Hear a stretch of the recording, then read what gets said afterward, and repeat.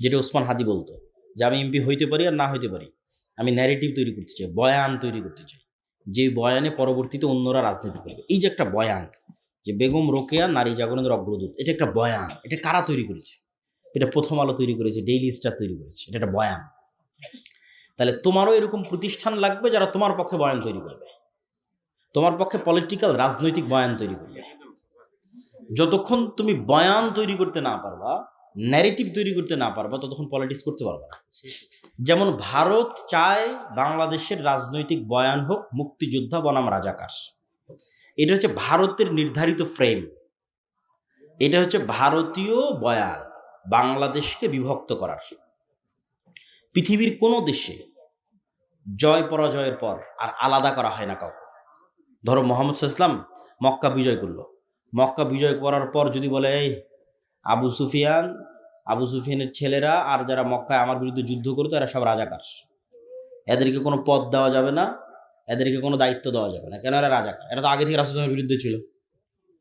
তাহলে একটা রাষ্ট্র প্রথমেই ভেঙে যায়, একটা রাষ্ট্রের মধ্যে প্রথমেই বিভেদ তৈরি হয়ে গেল। মোহাম্মদ সাল্লাল্লাহু আলাইহি ওয়াসাল্লাম কি নেতৃত্ব দিবে, কি রাষ্ট্র তৈরি করবে?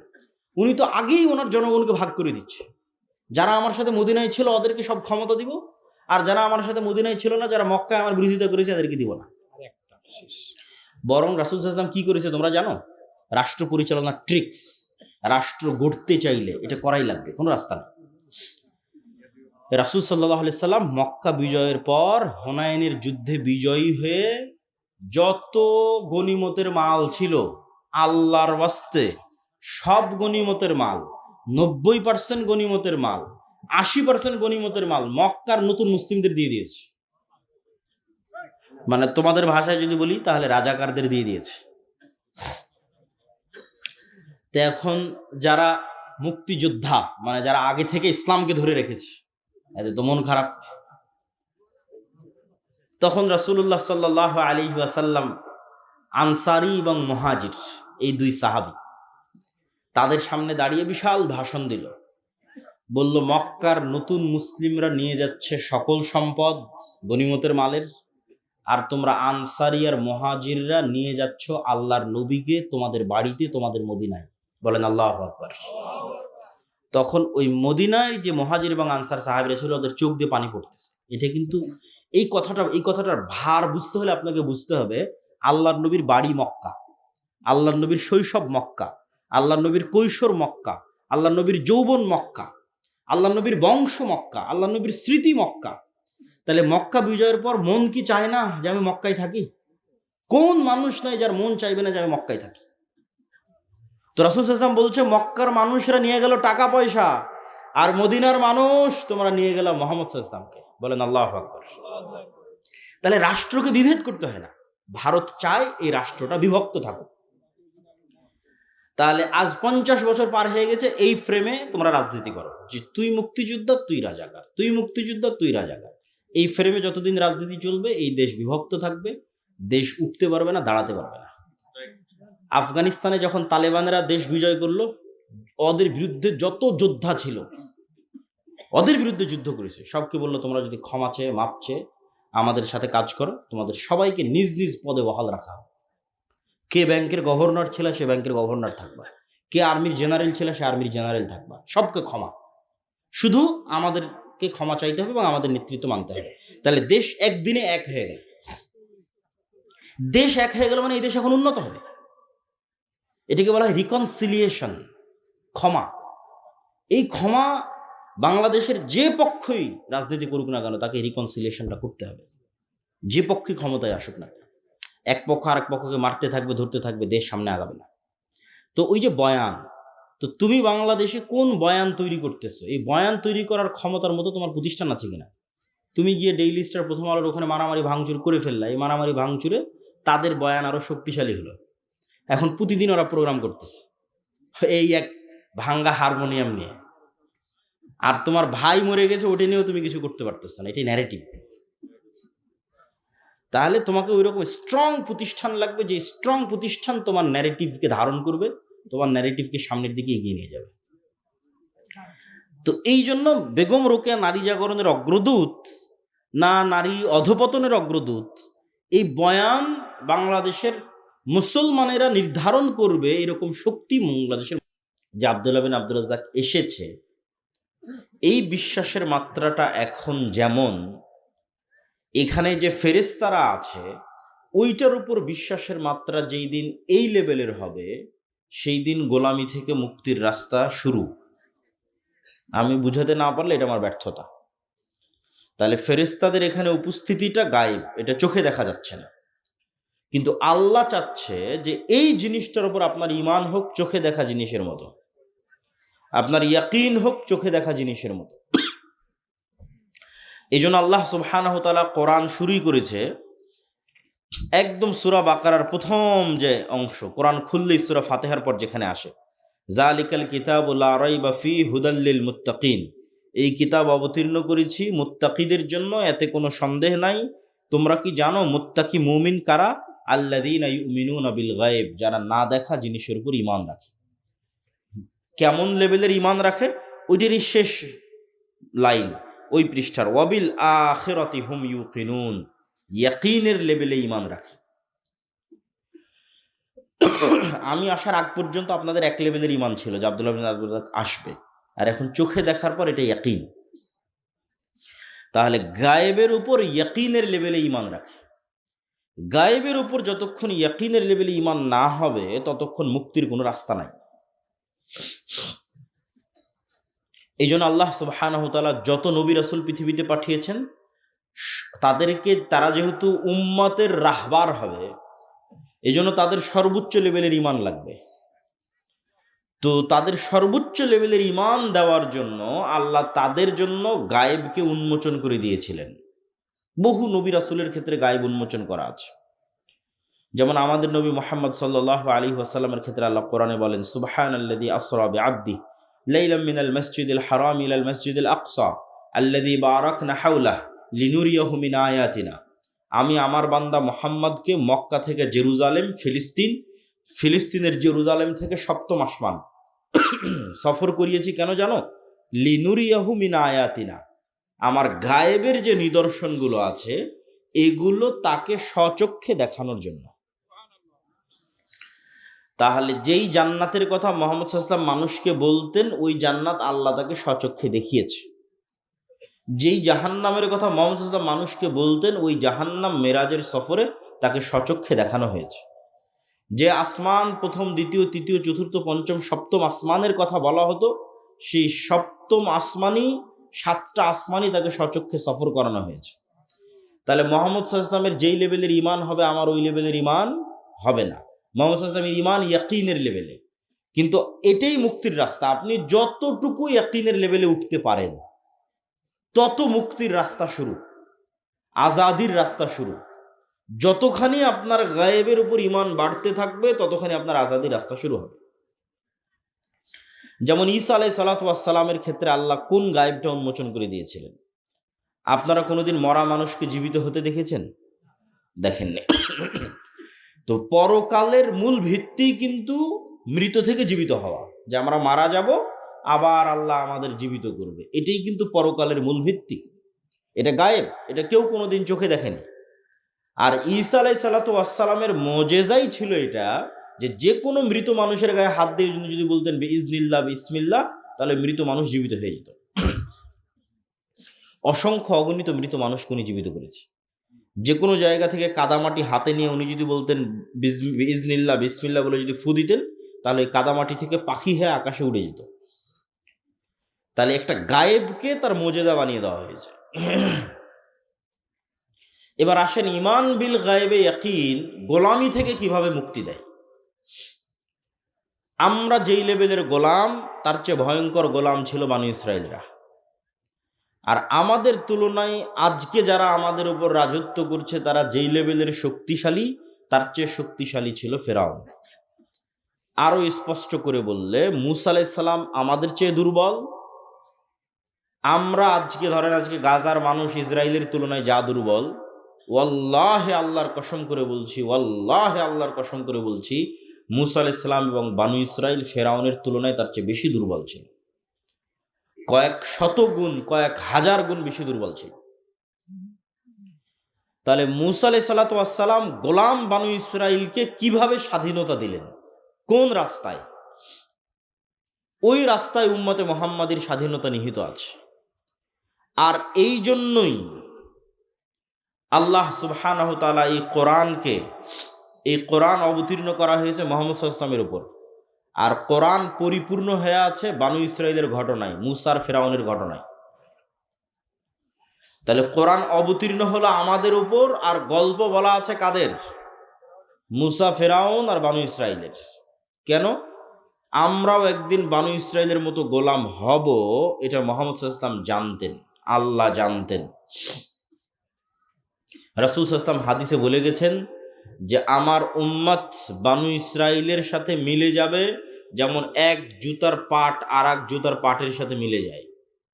তাহলে বানু ইসরাইল যেই লেভেলের গোলামিতে ছিল, উম্মতে মুহাম্মাদও কাছাকাছি ওই লেভেলের গোলামিতে যাবে। তাহলে এখন আমি তো বলেছি মুক্তির রাস্তা ঈমান বিল গায়বে ইয়াকিন। তো মুসা আলাইহিস সালাতু ওয়াস সালামকে মুক্তির দায়িত্ব দেওয়া হচ্ছে। তো মুসা আলাইহিস সালাতু ওয়াস সালামের গোলামি থেকে মুক্তির নেতৃত্ব দেওয়ার জন্য তার ঈমান বিল গায়বে ইয়াকিন লাগবে। আল্লাহ মুসা আলাইহিস সালামকে বললেন, মুসা তোমার হাতে কি? তো আমার হাতে লাঠি, ছাড়ো তো। ছাড়লে সাপ হয়ে গেল। আল্লাহ মুসা আলাইহিস সালামকে বললেন না যে আমি জান্নাত বা আসমান থেকে একটা স্পেশাল লাঠি এনেছি, এই স্পেশাল লাঠি তোমাকে গিফট হিসেবে দিচ্ছি, উপহার হিসেবে দিচ্ছি, হাদিয়া হিসেবে দিচ্ছি, এটা ছাড়লে সাপ হয়। যদি আল্লাহ জান্নাত এবং আসমান থেকে স্পেশাল লাঠি দিতেন, এটা সাপ হতেই পারে। কিন্তু যেই লাঠি মুসা আলাইহিস সালাম ব্যবহার করে আসতেছে, ধরেন আপনি এই মোবাইলটা 5 বছর থেকে ব্যবহার করে আসতেছেন, আপনার নিজের ব্যবহার করা মোবাইল আপনার সামনে সাপ হয়ে যাচ্ছে। জাদুকররা যেই লাঠি এবং যেই দড়ি ছেড়েছিল সেগুলো সাপ হয়েছিল। হাজার হাজার জাদুকরকে জমা করেছিল ফেরাউন। তো তাদের লাঠি সাপ হওয়ার পরেও, তাদের দড়ি সাপ হওয়ার পরেও তারা আল্লাহর সামনে সিজদায় পড়ে গেছিল। তার কারণ হচ্ছে, আজকেও যদি আপনি কোনো পার্কে যান, তাহলে আপনাকে 3D অ্যানিমেশন দিয়ে এবং উন্নত প্রযুক্তির ফটোগ্রাফি দিয়ে এবং উন্নত প্রযুক্তির চশমা দিয়ে এমনভাবে ডাইনোসর এবং সাপ দেখানো সম্ভব যেন স্ক্রিন থেকে বের হয়ে এসে আপনাকে ছোবল মারতেছে। আপনি তখন ভয় পেয়ে যাবেন যে আরে সত্যি তো মানে সাপ এসে আমাকে ছোবল মারতেছে। তো আজকে যেমন 3D প্রযুক্তি দিয়ে সাপের মতো আকৃতি বানিয়ে আপনাকে ভয় দেখানো যাচ্ছে, এইরকমই কোনো জাদুকরী প্রযুক্তি ব্যবহার করে তারা চোখের সামনে দড়ি এবং লাঠিগুলোকে সাপ বানিয়ে দিয়েছিল, কোনো জাদুকরী প্রযুক্তি ব্যবহার করে। কিন্তু এই টিভি স্ক্রিন থেকে 3D অ্যানিমেশনের সাপ যেমন বাস্তব সাপ নয়, জাদুকরদের ওই দড়ি আর লাঠিগুলো বাস্তব সাপ ছিল না। আর মুসা আলাইহিস সালামের লাঠিটা যখন সাপ হয়ে গেছে, তখন আপনাদের বাড়িতে, বিলে, পুকুরে, নদীতে আল্লাহর সৃষ্টি করা যে আস্ত জ্যান্ত সাপ আছে, ওই আস্ত জ্যান্ত সাপে রূপান্তরিত হয়ে গেছে, যেটা আজকের এই আধুনিক বিজ্ঞানও সম্ভব নয়। যে আজকের আধুনিক বিজ্ঞানেও আমি বিজ্ঞান দিয়ে এই টিস্যুটাকে এখন আস্ত জীবন্ত জ্যান্ত সাপে বানিয়ে দেবো, এটা সম্ভব। এটাকে ডিজাইন করে 3D করে চেঞ্জ করে মানুষের চোখের সামনে সাপ হিসেবে দেখাইতে পারে, স্ক্রিনে, চশমায়। কিন্তু আস্ত এটা সাপ হয়ে যাবে যে সাপ পুকুরে ঘুরতেছে, এটা বিজ্ঞানের পক্ষে সম্ভব নয়, এটা জাদুর পক্ষে সম্ভব নয়। কিন্তু মুসা আলাইহিস সালাতু ওয়াস সালামের যেটা হয়ে গেছে ওটা বাস্তব আস্ত, এই জন্য জাদুকরেরা সব সিজদায় পড়ে গেছে। তো মুসা আলাইহিস সালাম যখন এই দৃশ্য দেখলেন, তখন উনি একটা বাক্যের উপর ঈমান আনলেন, যে বাক্যটা ঈমান বিল গায়বে ইয়াকিন থাকলে ঈমান আনা সম্ভব, না থাকলে সম্ভব নয়। সেই বাক্য হচ্ছে লা হাওলা ওয়ালা কুওয়াতা ইল্লা বিল্লাহ। মুসা আলাইহিস সালাম যখন এই দৃশ্য দেখলেন, দেখে ওনার অন্তরে এই বিশ্বাস তৈরি হলো যে আল্লাহর শক্তির তুলনায় ফেরাউনের শক্তি অনেক কম। না, আল্লাহর শক্তির তুলনায় ফেরাউনের শক্তি দুর্বল। জি না, আল্লাহ অনেক বেশি শক্তিশালী, ফেরাউন একটু কম শক্তিশালী না। মুসা আলাইহিস সালাতু ওয়াস সালামের অন্তরে এই বিশ্বাস তৈরি হলো যে আল্লাহর শক্তির সামনে ফেরাউনের শক্তি সমান 0। বলেন আল্লাহু আকবার। এটা এই বাক্যের অর্থ, লা হাওলা ওয়ালা কুওয়াতা ইল্লা বিল্লাহ। এই বাক্যের অর্থ হচ্ছে এটা। এই লেভেলের যতক্ষণ ঈমান না উঠবে ততক্ষণ গোলামি থেকে মুক্তি হবে না। মুসা আলাইহিস সালাতু ওয়াস সালামের পক্ষে ফেরাউনকে পরাজিত করা তো বহু দূরের কথা, ফেরাউনের সামনে গিয়ে দাঁড়াবে এটা অসম্ভব। এটা পৃথিবীর হিস্ট্রিতে অসম্ভব। কেন? আপনাকে উদাহরণ দিলে বুঝবেন। ধরেন আপনার এই রংপুর, মিঠাপুকুর, পীরগঞ্জ এখানকার একটা কৃষকের ছেলে, যার বয়স 25 বা 30 বছর, আবু সাইদদের মতো। তাকে আমি বলছি তুমি যাও, আমেরিকার প্রেসিডেন্ট ডোনাল্ড ট্রাম্পকে তোমাকে দাওয়াত দিতে হবে। এমতো অবস্থায় এই কৃষকের ছেলেকে আমি বলছি, যখন সে আমেরিকার আদালত থেকে মৃত্যুদণ্ডপ্রাপ্ত আসামি হওয়ার কারণে পলাতক, পালিয়ে নিজের এলাকায় না, পালিয়ে ভিন্ন কোনো শহরে, ধরেন দিল্লিতে, করাচিতে, দুবাইয়ে, তো অনেক পলাতক আসামি তো আলিশান আছে, কিন্তু এই পলাতক ব্যক্তি মানুষের বাড়িতে কাজ করে খাচ্ছে। তো যেই মুহূর্তে ও পলাতক অবস্থায় ভিন্ন শহরে মানুষের বাড়িতে কাজ করে খাচ্ছে, সেই মুহূর্তে তাকে বলা হচ্ছে তুমি যাও আমেরিকায়, যেখানে গেলে তার ফাঁসি হবে, গিয়ে ওই আমেরিকার বাদশাকে গিয়ে তুমি দাওয়াত দাও। শুধু কি তাই? এতটুকু কি অমিল? না, আরো একটা অমিল আছে। আপনাদের অন্তত ন্যাশনালিটি আছে, পাসপোর্ট আছে, আইডি কার্ড আছে, আশেপাশের পাড়া প্রতিবেশী, পরিচিত আত্মীয় স্বজন আছে। মুসা আলাইহিস সালাতু ওয়াস সালাম এমন গোলাম জাতির সদস্য, এমন গোলাম কওমের মেম্বার, যার মা পরিচয় দিতে পারেনি যেটা আমার ছেলে, পরিচয় দিলে ইউযাব্বিহুনা আবনাকুম ওয়া ইস্তাহিউনা নিসাআকুম ওয়া ফি যালিকুম বালাউম মির রাব্বিকুম আযীম। তাহলে আত্মীয় স্বজন, পাড়া প্রতিবেশী বলে কিছু নাই, সাহায্যকারী বলে কিছু নাই, গোলামি গোলাম। এত নিকৃষ্ট গোলামি পৃথিবীর হিস্ট্রিতে আর হয়নি। তাহলে কেমনে মুসা আলাইহিস সালাতু ওয়াস সালাম সাহস করবে ফেরাউনের কাছে যেতে? মুসা আলাইহিস সালাম তো ফেরাউনের ভয়ে পালিয়েছে, বিজয় বহু পরে। দুনিয়ার কোনো লজিকে এটা সম্ভব নয় যে মুসা আলাইহিস সালাতু ওয়াস সালাম ফেরাউনের দরবারে গিয়ে তাকে দাওয়াত দিবে। This is impossible. বিজয় বহু পরে। এই অসম্ভবকে সম্ভব করে দিল শুধু একটা মাত্র চাবিকাঠি, যে আল্লাহর শক্তির সামনে ফেরাউনের শক্তি 0। এইটার উপর ইমান, ইমান বিল গায়েবে ইয়াকিন, গায়েব দেখা। গায়েব আল্লাহ দেখিয়ে দিল মুসা আলাইহিস সালামকে যে তার হাতের লাঠিকে আল্লাহ যতবার ইচ্ছা ততবার সাপ বানিয়ে দিচ্ছে, তাও আবার চোখের ভেলকি নয়, বাস্তব নদীর বিলের যে থাকা সাপ, সে বাস্তব সাপে পরিণত করে দিচ্ছে। তার মানে আল্লাহ সুবহানাহু ওয়া তাআলার সামনে কোনো কিছুই কিছু নয়। এই ইয়াকিন এবার তাকে সাহস দিচ্ছে ফেরাউনের দরবারে যেতে। তাহলে গোলামি থেকে মুক্তি চাইলে ইমান বিল গায়েবে ইয়াকিন লাগবে, গায়েবে ইয়াকিন লাগবে। গায়েবে ইয়াকিন ছাড়া ইসলামের এবং মুসলমানদের বিজয় সম্ভব নয়। ধরেন আপনারা আমাকে পাশে, আপনাদের হয়তো ভবিষ্যৎ নিয়ে এমপি হবেন, তিনি বসে আছেন, ধরেন আপনারা আমাকে নির্বাচিত করে বাংলাদেশের প্রধানমন্ত্রী বানিয়ে দিলেন। আজকে আমি বাংলাদেশের প্রধানমন্ত্রী হিসেবে মনে করলাম শতভাগ ইসলাম বাংলাদেশে কায়েম করে দেব। শতভাগ ইসলাম কায়েম করার ঘোষণা দেওয়া, আর পাশের দেশ বলেন আর ওই দূরের পাশ্চাত্য দেশ বলেন, সব অর্থনৈতিক অবরোধ দিয়ে দিবে। ডলার বন্ধ, বিজনেস বন্ধ, ঠিক আছে, ইলেকট্রিক সাপ্লাই বন্ধ, সব বন্ধ। তখন যে ফল ডাউনটা হবে অর্থনৈতিক, আপনি ধরেন এখন এসি ব্যবহার করছেন, ফ্রিজ ব্যবহার করছেন, ইলেকট্রিসিটি ব্যবহার করছেন, সব নাই, অন্ধকার যুগে চলে গেছেন। তাহলে এক সপ্তাহের মধ্যে আপনি বলবেন রাখো তোমার ইসলাম, এই ভাগাও আব্দুল্লাহকে, এর চেয়ে সেকুলারিজম ভালো। এটাই বাস্তব। তাহলে আপনি যদি চান যে না ইসলাম বিজয়ী হোক, অন্তত 20% মানুষ, 30% মানুষ, 40% মানুষ, 50% মানুষের ইমানটা লাগবে ইয়াকিনের স্তরে, নাহলে কোনো মায়ের বেটার পক্ষে সম্ভব নয় যে কিছু করবে। মানুষই মেরে তাড়িয়ে দেবে, অথবা যারা বলতেছে আমরা করব ওরা কম্প্রোমাইজ করবে, বাস্তবটা করবে না, ছাড় দিবে। বাস্তবটা করতে চাইলে দেশের মানুষের ইমান বিল গায়বে ইয়াকিন লাগবে।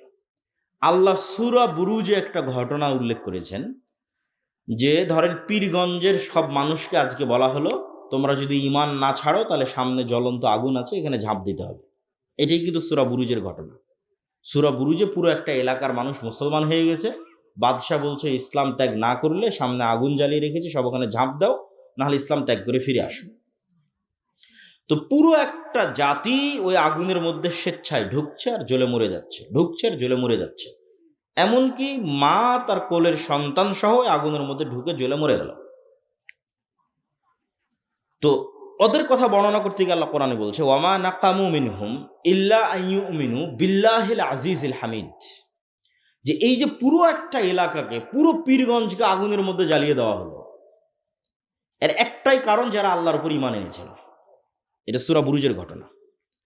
তাহলে আপনি এখন বলেন এই পুরো একটা এলাকা ওই আগুনের মধ্যে ঢুকে যাচ্ছে এবং জ্বলে পুড়ে মরে যাচ্ছে, এটা হওয়ার কোনো রাস্তা নাই যতক্ষণ না আপনার ঈমান এই লেভেলের হয় যে আমি যে আগুনে ঝাঁপ দিচ্ছি এই আগুনটা সাক্ষাৎ জান্নাত, বলেন আল্লাহু আকবার।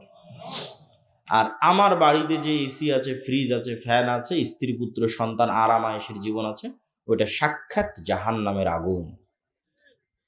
এই একই ঈমানের পরীক্ষা দাজ্জালের ক্ষেত্রে হবে। দাজ্জালের জাহান্নাম হবে জান্নাত, আর দাজ্জালের জান্নাত হবে জাহান্নাম।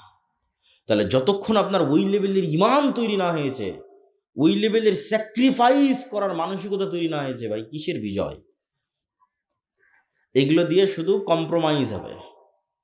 আল্লাহ কোরআন মাজিদে বলেছেন আম হাসিবতুম আন তাদখুলুল জান্নাহ ওয়ালাম্মা ইয়াতিকুম মাসালুল্লাযীনা খালাউ মিন ক্বাবলিকুম মাসসাতহুমুল বা'সাউ ওয়াদ-দাররা ওয়া যুলজিলু হাত্তা ইয়াকুলার রাসূলু ওয়াল্লাযীনা আমানু মা'আহু মাতা নাসরুল্লাহ।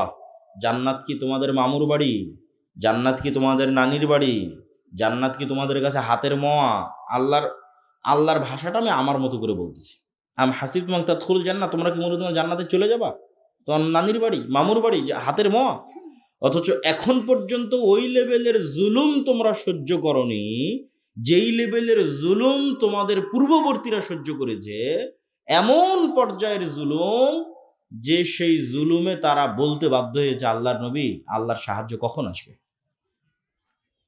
ওই জুলুমের মধ্যে তো আমরা যাইনি। আর ওই জুলুম সহ্য করার ক্ষমতা আমাদের আছে?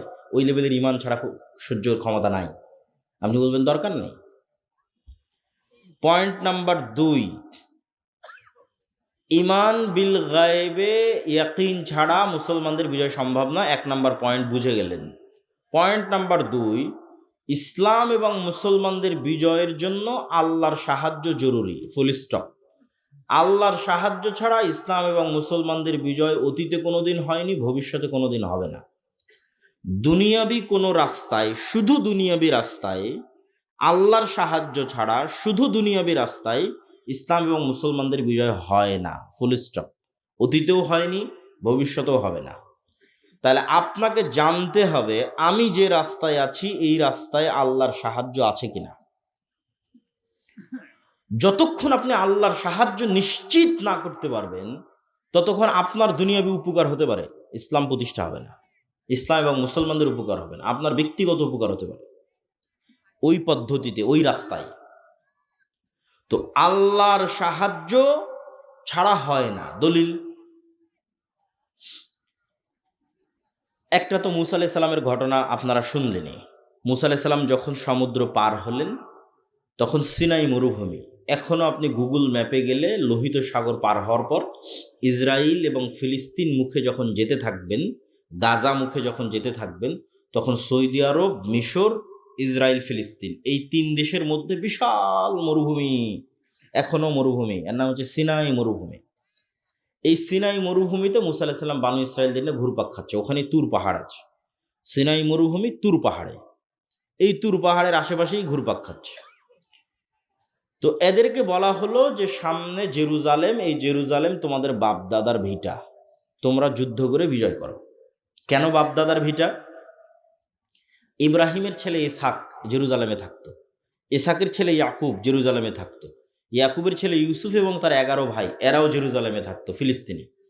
ইউসুফ যখন মিশরে চলে গেল, বাকি 11 ভাই এবং পিতা সহ মাতা সহ সবাই যখন মিশরে চলে গেল, তখন ফিলিস্তিন ছেড়ে দেরা মিশরে চলে গেল। মিশরে সরকারের পরিবর্তনের কারণে এরা গোলাম হয়ে গেল, ফেরাউন ক্ষমতায় আসলো, এরা গোলাম। এদের গোলামি চললো 300 বছর 400 বছর। 300-400 বছর পর এদেরকে গোলামি থেকে মুক্তি দেওয়ার ব্যবস্থা আল্লাহ করতেছে মুসা আর হারুনের মাধ্যমে। এই মুসা আর হারুন ইব্রাহিমেরই সন্তান, ইসহাকেরই সন্তান, ইয়াকুবেরই সন্তান, ইউসুফ এবং তার 11 ভাইয়েরই সন্তান। তাহলে এদের বাপদাদার বাড়ি কোনটা হলো? জেরুজালেম। মিশরে তো ওরা পরে গেছিল। তো আল্লাহ বলছে ঠিক আছে, এখন তোমরা জেরুজালেমে যুদ্ধ করে বিজয় করো। তো বানু ইসরাইল বলছে ইন্না ফিহা কওমান জাব্বারিন, জেরুজালেমে 40 তলা 50 তলা দেহের অধিকারী মানুষের আছে, আর আমরা ওদের সামনে পিঁপড়ার সমপরিমাণ, আমরা কেমনে এদের সাথে যুদ্ধ করি? আমালেকা গোত্র। তো মুসা, তুমি আর তোমার আল্লাহ গিয়ে যুদ্ধ করো, আমরা পারবো না। তখন দুইজন মানুষ যাদের ইমান বিল গায়েবে ইয়াকিন ছিল, তারা বলল আল্লাহ যেহেতু আদেশ করেছে যুদ্ধ করতে, আমরা যদি করি আমরা বিজয়ী হব। ওদের ইয়াকিন ছিল, গায়েবে ইয়াকিন ছিল। তার মধ্যে একজন ইউশা বিন নুন। কিন্তু অধিকাংশ মানুষ যুদ্ধ করতে রাজি না হয়, আল্লাহ তাদের আযাব দিল 40 বছরের, যে মরুভূমির মধ্যে ঘুরপাক খাও 40 বছর। 40 বছরের আযাবের মধ্যে মুসা আলাইহিস সালাম মারা গেল। নতুন নবী হলো ইউশা বিন নুন।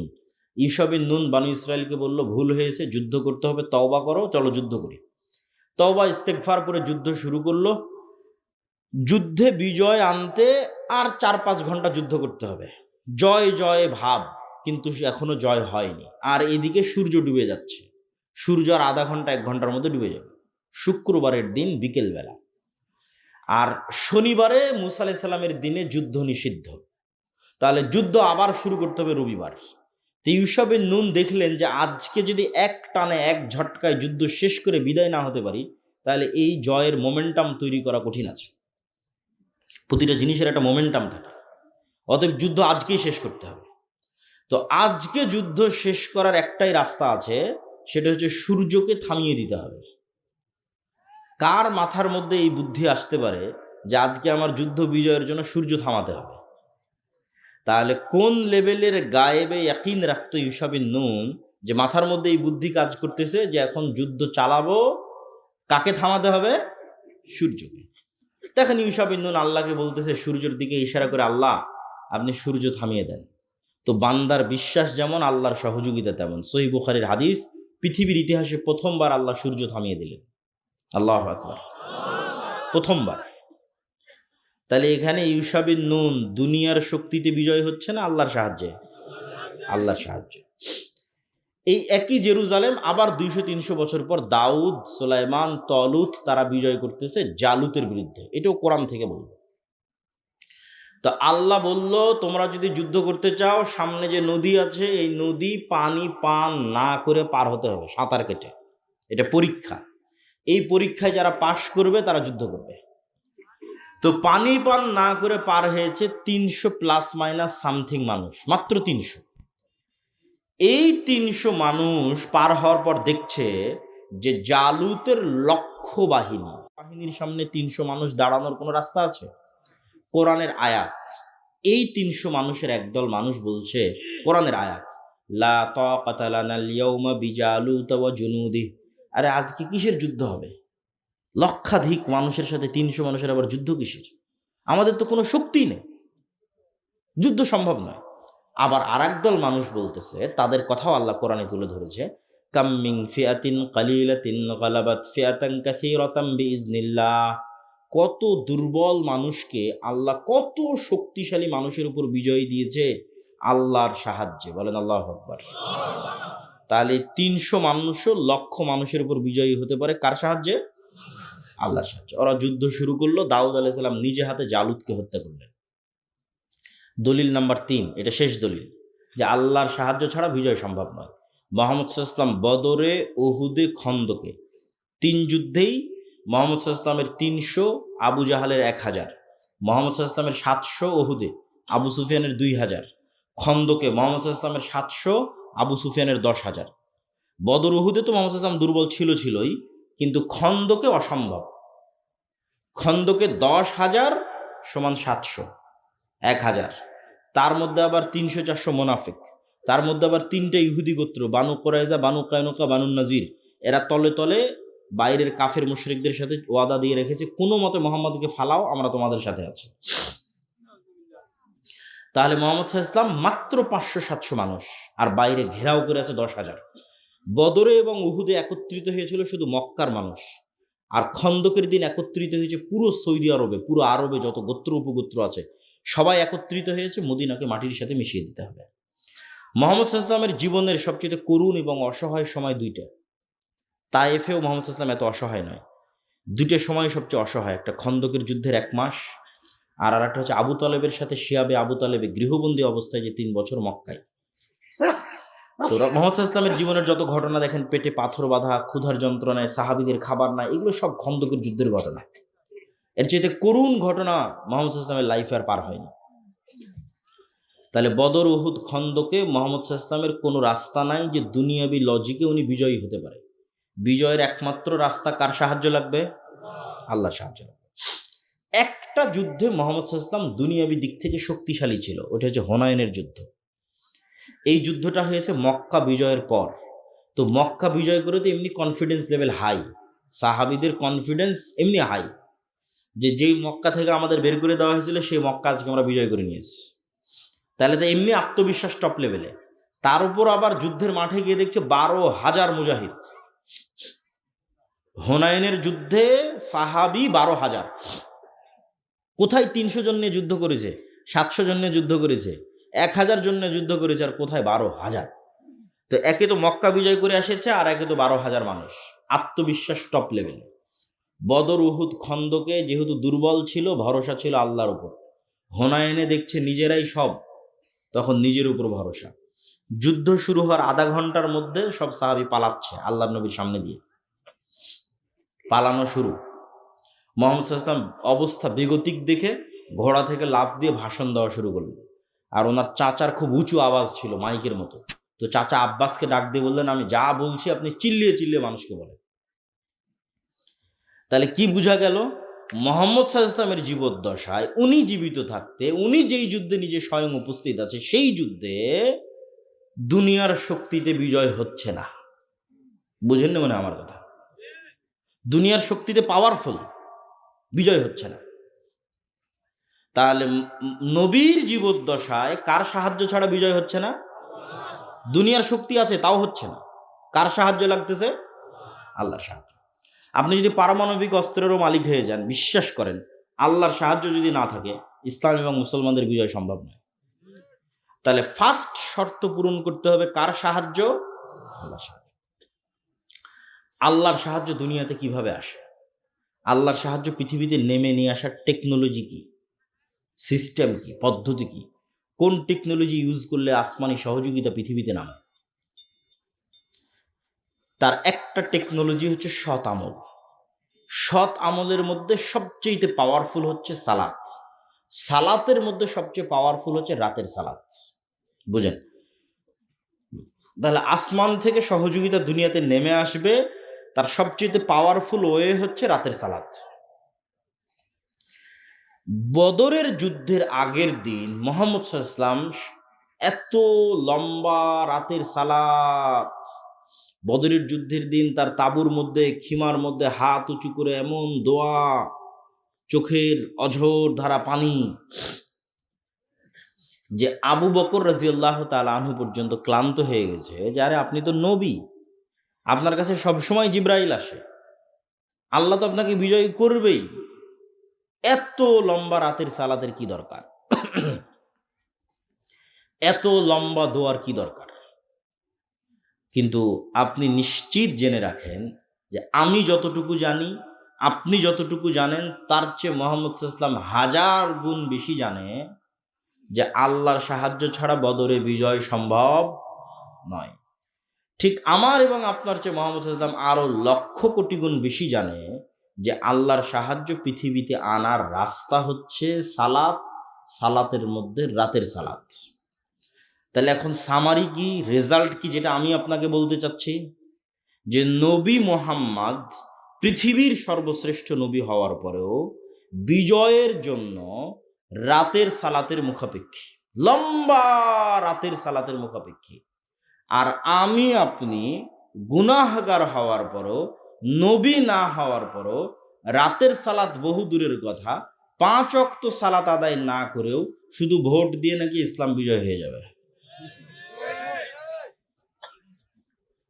সম্ভব নয়। যতক্ষণ মানুষ সালাত আদায় না করেছে ততক্ষণ আল্লাহ বিজয় দিবে না। আর যতক্ষণ আপনার ঈমান বিল গায়বে ইয়াকিন তৈরি না হয়েছে, যতক্ষণ আপনি আল্লাহর সাহায্য আনতে না পেরেছেন, আপনি চিন্তা করলেন যে শুধু দুনিয়ার রাস্তাতেই আমি কৌশল এবং পদ্ধতি অবলম্বন করব, করতে করতে মন্দিরও কয়দিন পর বানিয়ে দেওয়া লাগতে পারে। কয়দিন পর মন্দিরে আপনি মূর্তিও বানিয়ে দিলেন, পূজাতেও অংশগ্রহণ করলেন। ওইটা দিয়ে আপনি আল্লাহ সুবহানাহু ওয়া তাআলার সাহায্য আনতে পারবেন না। ওইটা যখন আপনার মাথার মধ্যে ঢুকে গেছে যে দুনিয়ার রাস্তায় একমাত্র রাস্তা, তখন এই রাস্তায় মানুষ চলে। আর যখন ঈমান বিল গায়বে ইয়াকিন থাকবে, আল্লাহর সাহায্য নিয়ে আসার চিন্তা থাকবে, তখন পদ্ধতি হবে ভিন্ন, তখন রাস্তা হবে ভিন্ন। তাহলে আসমান থেকে সহযোগিতা আনতে পারে এরকম টেকনোলজির একটা বড় টেকনোলজি হচ্ছে সালাত। দেখেন, যুদ্ধের মাঠে আল্লাহর নবী সালাত আদায় করতে বলছে সাহাবীদেরকে। ওই সালাতের নাম সলাতুল খৌফ, যে অর্ধেক অর্ধেক ভাগ হয়ে যাবে, একদল যুদ্ধ চালাবে, পাহারা দিবে, আর একদল সালাত আদায় করবে। এখন যুদ্ধে বিজয়ের জন্য দুনিয়ার লজিক বলে সবাই মিলে যুদ্ধ করলেই তো ভালো, যত বেশি অস্ত্র ব্যবহার করব তত ভালো। সেখানে যুদ্ধের মধ্যে শক্তি ক্ষয় হলেও বলা হচ্ছে সালাত আদায় করো। তাহলে রেজাল্ট কি? রেজাল্ট হচ্ছে মুসলমানদের বিজয় কার সাহায্য ছাড়া হবে না? আল্লাহর সাহায্য ছাড়া হবে না। তাই তোমার কাছে পারমাণবিক বম থাক আর অস্ত্র থাক আর তরবারি থাক, সেটা দেখে লাভ নেই। তোমাকে আগে প্রথম শর্ত পূরণ করতে হবে যে কার সাহায্য লাগবে? আল্লাহর সাহায্য। আর আল্লাহর সাহায্য পৃথিবীতে নামিয়ে আনতে পারে একটাই মাধ্যম, সেটা হচ্ছে সালাত। এটা মিস দেওয়া যাবে না। যার সালাত মিস হয়ে গেছে ও আল্লাহর গন্তি থেকে বের হয়ে গেছে, আল্লাহর কাউন্টের মধ্যে নাই। এখন বেনামাজি কোথায় পড়ে মারা গেল, কোথায় তার কি হলো, এটা আল্লাহ সুবহানাহু ওয়া তাআলা দেখবেন না। আপনাকে যদি আরো সহজ করে বোঝানোর জন্য বলি, যে আমরা মোবাইলে যেমন ফিঙ্গারপ্রিন্ট ইউজ করি, ফেস ভেরিফিকেশন ইউজ করি, ঠিক আছে, কোনো অ্যাকাউন্ট খোলার জন্য ডানে তাকাতে বলে, বামে তাকাতে বলে, তখন পুরো ফেসটা নেয়, নিয়ে মিলায় যে হ্যাঁ এটা ওরই ফেস, তখন ওপেন হয়ে যায়। তো এই যে পাসওয়ার্ড দিয়ে যে আমরা ফোন ওপেন করতেছি, ফিঙ্গারপ্রিন্ট দিয়ে, ফেস ভেরিফিকেশন দিয়ে আজকে অনেক কিছু ওপেন করতেছি। মনে করেন পৃথিবী এমন একটা সিস্টেমের উপর দাঁড়িয়ে আছে, লাউহে মাহফুজে প্রত্যেকটা ইবাদতের একটা চিত্র আছে। লাউহে মাহফুজে প্রত্যেকটা ইবাদতের একটা ফরম্যাট দাঁড় করানো আছে। আপনি যখন ওই ফরম্যাট পৃথিবীতে নেওয়া শুরু করেন, তখন একটা আরেকটার সাথে যখন মিলে যায়, তখন অটোমেটিক ওপেন হয়ে যায়। পাসওয়ার্ড মিলে গেছে, দরজা খুলে গেছে, এখন সাহায্য আসা শুরু হবে। ওই জন্য ওই সেম ফরম্যাটে দাঁড়াতে হবে, সেম ফরম্যাটে সিজদা, রুকু, ঠিক আছে। এইটা ভেরিফিকেশন, পাসওয়ার্ড ওইখানে যেখানে যেটা মুহাম্মদ সাল্লাল্লাহু আলাইহি ওয়াসাল্লাম বলেছে সেখানে সেটা বলতে হবে। আপনি ওইটা বলবেন, ওইভাবে দাঁড়াবেন, আল্লাহ সুবহানাহু ওয়া তাআলার সাহায্য নামার রাস্তা অটোমেটিক ওপেন হয়ে যাবে। বলেন আল্লাহু আকবার। সালাতের সাথে আপনার সম্পর্ক নাই তো আপনার সাথে আল্লাহর সম্পর্ক নাই বাবা। তাহলে আপনি ওই যে মিছিল, মিটিং, নারায়ে তাকবীর এগুলো দিয়ে, সবকিছু দিয়ে ইসলামের বিজয় হবে না। পয়েন্ট নাম্বার 3, গোলামি থেকে মুক্তির জন্য আল্লাহর সাহায্য আসমান থেকে আনার একটা রাস্তা বললাম সালাত, আর একটা রাস্তা হচ্ছে সকাল সন্ধ্যার জিকির। ফরজগুলো তো করতেই হবে, অতিরিক্ত দুটা, একটা রাতের সালাত, একটা সকাল সন্ধ্যার জিকির। সকাল সন্ধ্যার জিকির কি? সকাল সন্ধ্যার জিকির এমন এক পাওয়ারফুল টেকনোলজি, শক্তি, প্রযুক্তি, পৃথিবীর এমন কোনো অসম্ভব নাই যা সম্ভব হবে না জিকির দিয়ে। There is nothing is impossible. পৃথিবীতে এমন কিছুই অসম্ভব নয় যেটাকে সম্ভবে পরিণত করা সম্ভব নয় জিকির দিয়ে। দলিল ছাড়া কথা বলবো না। মূসা আলাইহিস সালাতু ওয়াস সালাম ফেরাউনের কাছে যাবে, এটা এক আশ্চর্য। মূসা আলাইহিস সালাম জিতবে, ফেরাউন পরাজিত হবে, আর চেয়ে আশ্চর্যের ঘটনা পৃথিবীতে ঘটেনি, ভবিষ্যতে আর ঘটবে না। তো মূসা আলাইহিস সালামকে যখন আল্লাহ বলছে যাও ফেরাউনের কাছে, তখন ওখানে কোরআনের একটা আয়াত আছে, ওয়ালা তানিয়া ফি জিকরি। মূসা, ফেরাউনের কাছে যাচ্ছ ঠিক আছে, দায়িত্ব নিয়েছো ঠিক আছে, আমাকে জিকির স্মরণ করতে যদি ভুলে যাও, তাহলে তোমাকে যে যে জিনিসগুলো দেওয়া আছে এগুলো কাজ করবে না। যে লাঠি ছাড়লে আর সাপ হলো না, লাঠি সমুদ্রে মারলা আর রাস্তা তৈরি হলো না, মানে আর ফাংশন করতেছে না। তো চার্জ তো ঠিক রাখা লাগবে, চার্জ ঠিক না রাখলে ওপেন হবে কেমনে, ফাংশন করবে কেমনে? ওইটা ঠিক রাখার জন্য তোমাকে সব সময় আল্লাহর জিকিরে ব্যস্ত থাকবে। বলা তা নিয়ে ফিজিক্যালি আমাকে ভোলা যাবে না, আমার জিকির করতে হবে। আমার জিকির যদি করো সব ওকে। কত বড় বাদশা ফেরাউন সেটা দেখার দায়িত্ব আল্লাহর, ওটা তোমার না। তখন বিশাল সমুদ্রের মধ্যে রাস্তা তৈরি হয়ে যাবে।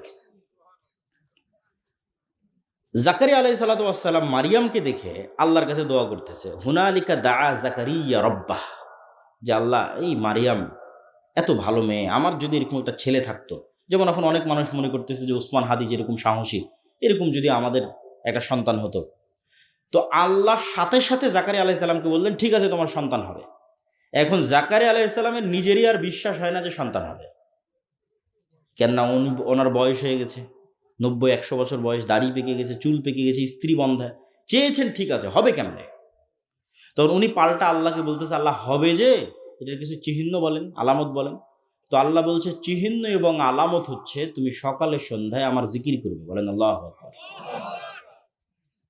কোরআন পূর্ণ হয়ে আছে সকাল সন্ধ্যার জিকিরের কথা দিয়ে। বুকরাতা ওয়া আসিলা বিল আশি ওয়াল ইবকার বিল গুদুবি ওয়াল আসাল ক্বাবলা গুরুবিশ শামসি ক্বাবলা তুলুইশ শামসি ক্বাবলাল গুরুব, এগুলো কোরআনের আয়াত। তো জিকির কেন পাওয়ারফুল, এটার লজিকটাও আপনাকে ভেঙে দিই। জিকির পাওয়ারফুল কেন বুঝার জন্য বলতেছি। এইভাবে কোরআন এবং হাদিস আসছে এটা নয়, বুঝার সুবিধার্থে উদাহরণ দিচ্ছি। জিকির মনে করেন সাউন্ড টেকনোলজি, একটা টেকনোলজি যেটা শব্দ নির্ভর। এখনকার টেকনোলজি আলো নির্ভর, ওয়েভ নির্ভর। ওই যার ক্যামেরা লাইভ চালাচ্ছে, ওর আমাদের কম্পিউটার কাজ করতেছে, আমাদের মোবাইল কাজ করতেছে, মাইকটা বাজতেছে, লাইটগুলো চলতেছে, সব ওয়েভ, আলো নির্ভর টেকনোলজি। তো জিকির হচ্ছে শব্দ নির্ভর টেকনোলজি। শব্দ সবচেয়ে পাওয়ারফুল, কেননা সকল কিছুর সৃষ্টি শব্দ। আল্লাহ সুবহানাহু ওয়া তাআলা আসমান জমিন সৃষ্টি করেছেন কুন ফায়াকুন, শব্দ, আওয়াজ। আবার সব ধ্বংস হয়ে যাবে ইসরাফিলের বাঁশির আওয়াজে, আওয়াজে ধ্বংস হয়ে যাবে। মানে আসমানকে এমন একটা সিস্টেমের উপর ডেভেলপ করা আছে যে ও ইসরাফিলের বাঁশির আওয়াজ বুঝতে পারবে, বাঁশির আওয়াজ রিসিভ করবে, রিসিভ করার মাত্র ফেটে যাবে, চৌচির হয়ে যাবে।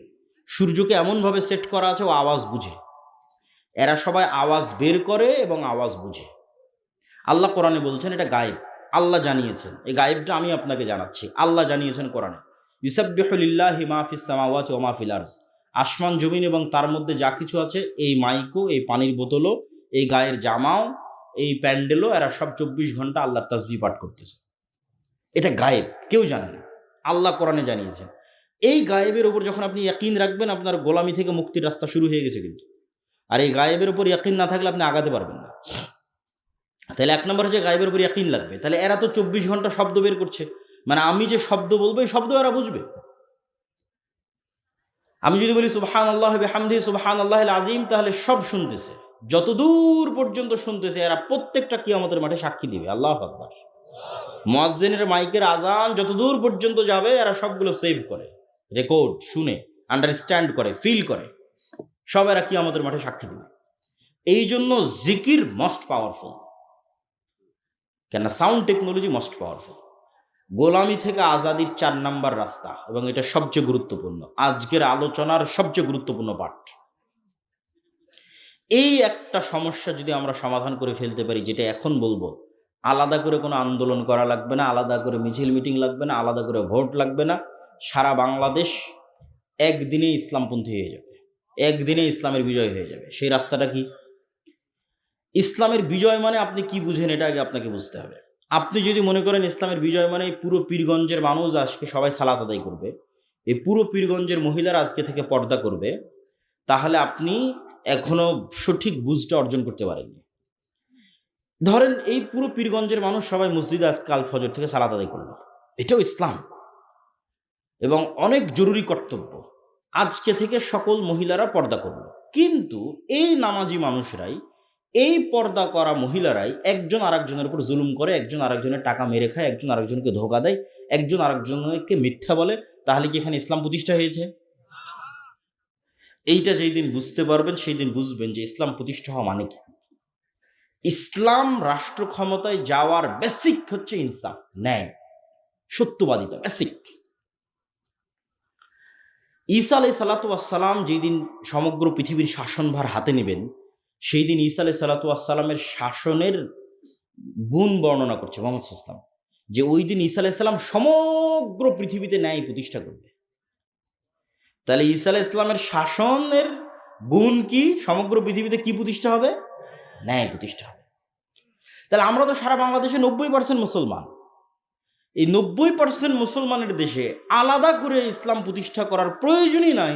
যদি 90% মুসলমানের দেশে সবাই আজ থেকে বলে যে আমি ন্যায় প্রতিষ্ঠা করব, সত্যবাদী হবে, আলাদা করে কিছু করা লাগবে না, 80% ইসলাম প্রতিষ্ঠিত হয়ে যাবে।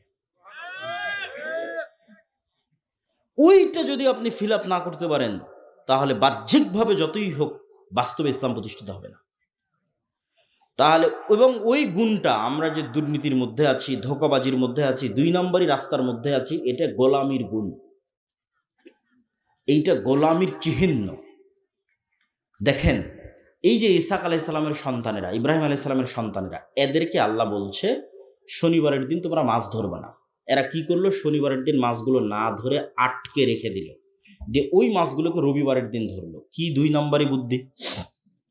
তাহলে ইব্রাহিমের সন্তান এত 2 নম্বরই বুদ্ধি কেমনে শিখলো? নবীর সন্তান এত 2 নম্বরই বুদ্ধি কেমনে জানে? ওই যে ফেরাউনের যে 300 বছর গোলাম ছিল, গোলামি মে বদল জাতি হে কওমো কা জমির, আল্লামা ইকবাল বলেছে, গোলামিতে মিথ্যা বলা শিখে নিয়েছে। আপনি নিশ্চিত থাকেন, আমরা মুসলমানেরা ধোঁকাবাজি, দুর্নীতি, 2 নম্বরই রাস্তা জানতাম না।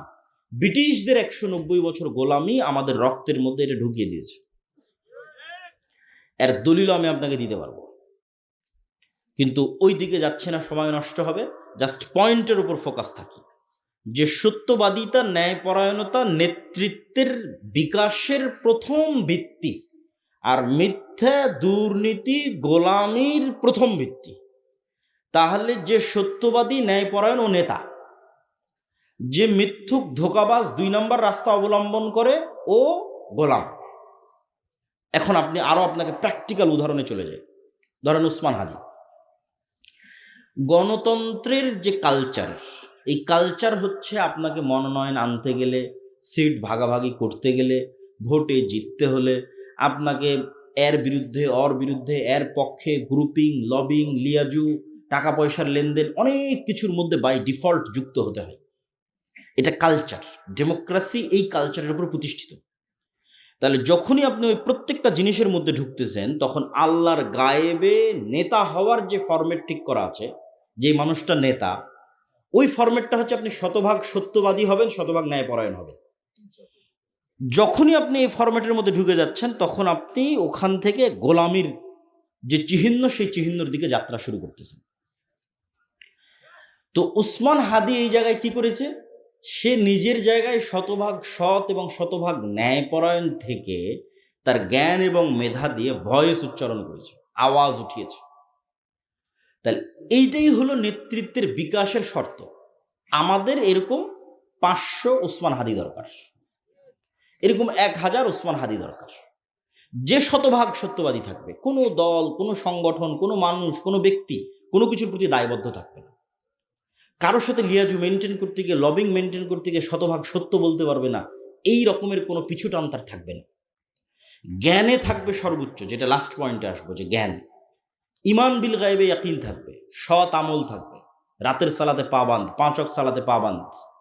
এরকম 500টা যদি আপনি নেতা তৈরি করে দিতে পারেন, 500, তাহলে আমি এটা বাংলাদেশের ক্ষমতা অর্জনের রাস্তা বলছি না, এটা পৃথিবীর ক্ষমতা অর্জনের রাস্তা, যেটা কোরআনে দেওয়া আছে।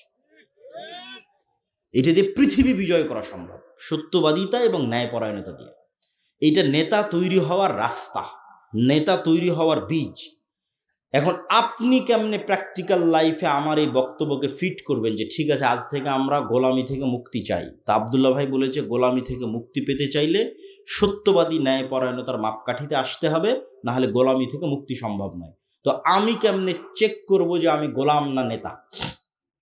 আপনারা যারা এখানে বসে আছেন, তারা নিজে বুকে হাত দিয়ে জিজ্ঞেস করেন যে আপনার পিতার সম্পত্তিতে আপনার বোনকে ন্যায় এবং ইনসাফের সাথে ভাগ দিয়েছেন কিনা। হাসার কিছু না। যদি আপনি আপনার পিতার সম্পত্তিতে আপনার বোনকে ন্যায়ের সাথে, ইনসাফের সাথে ভাগ করে দিয়ে থাকেন, তাহলে আপনার মধ্যে নেতৃত্বের ক্রাইটেরিয়া আছে, দুনিয়ার দৃষ্টিতে না, আল্লাহ গায়েবে নেতা হওয়ার যে ক্রাইটেরিয়া নির্ধারণ করেছে, ওই ক্রাইটেরিয়ায় আপনার নেতার গুণ আছে।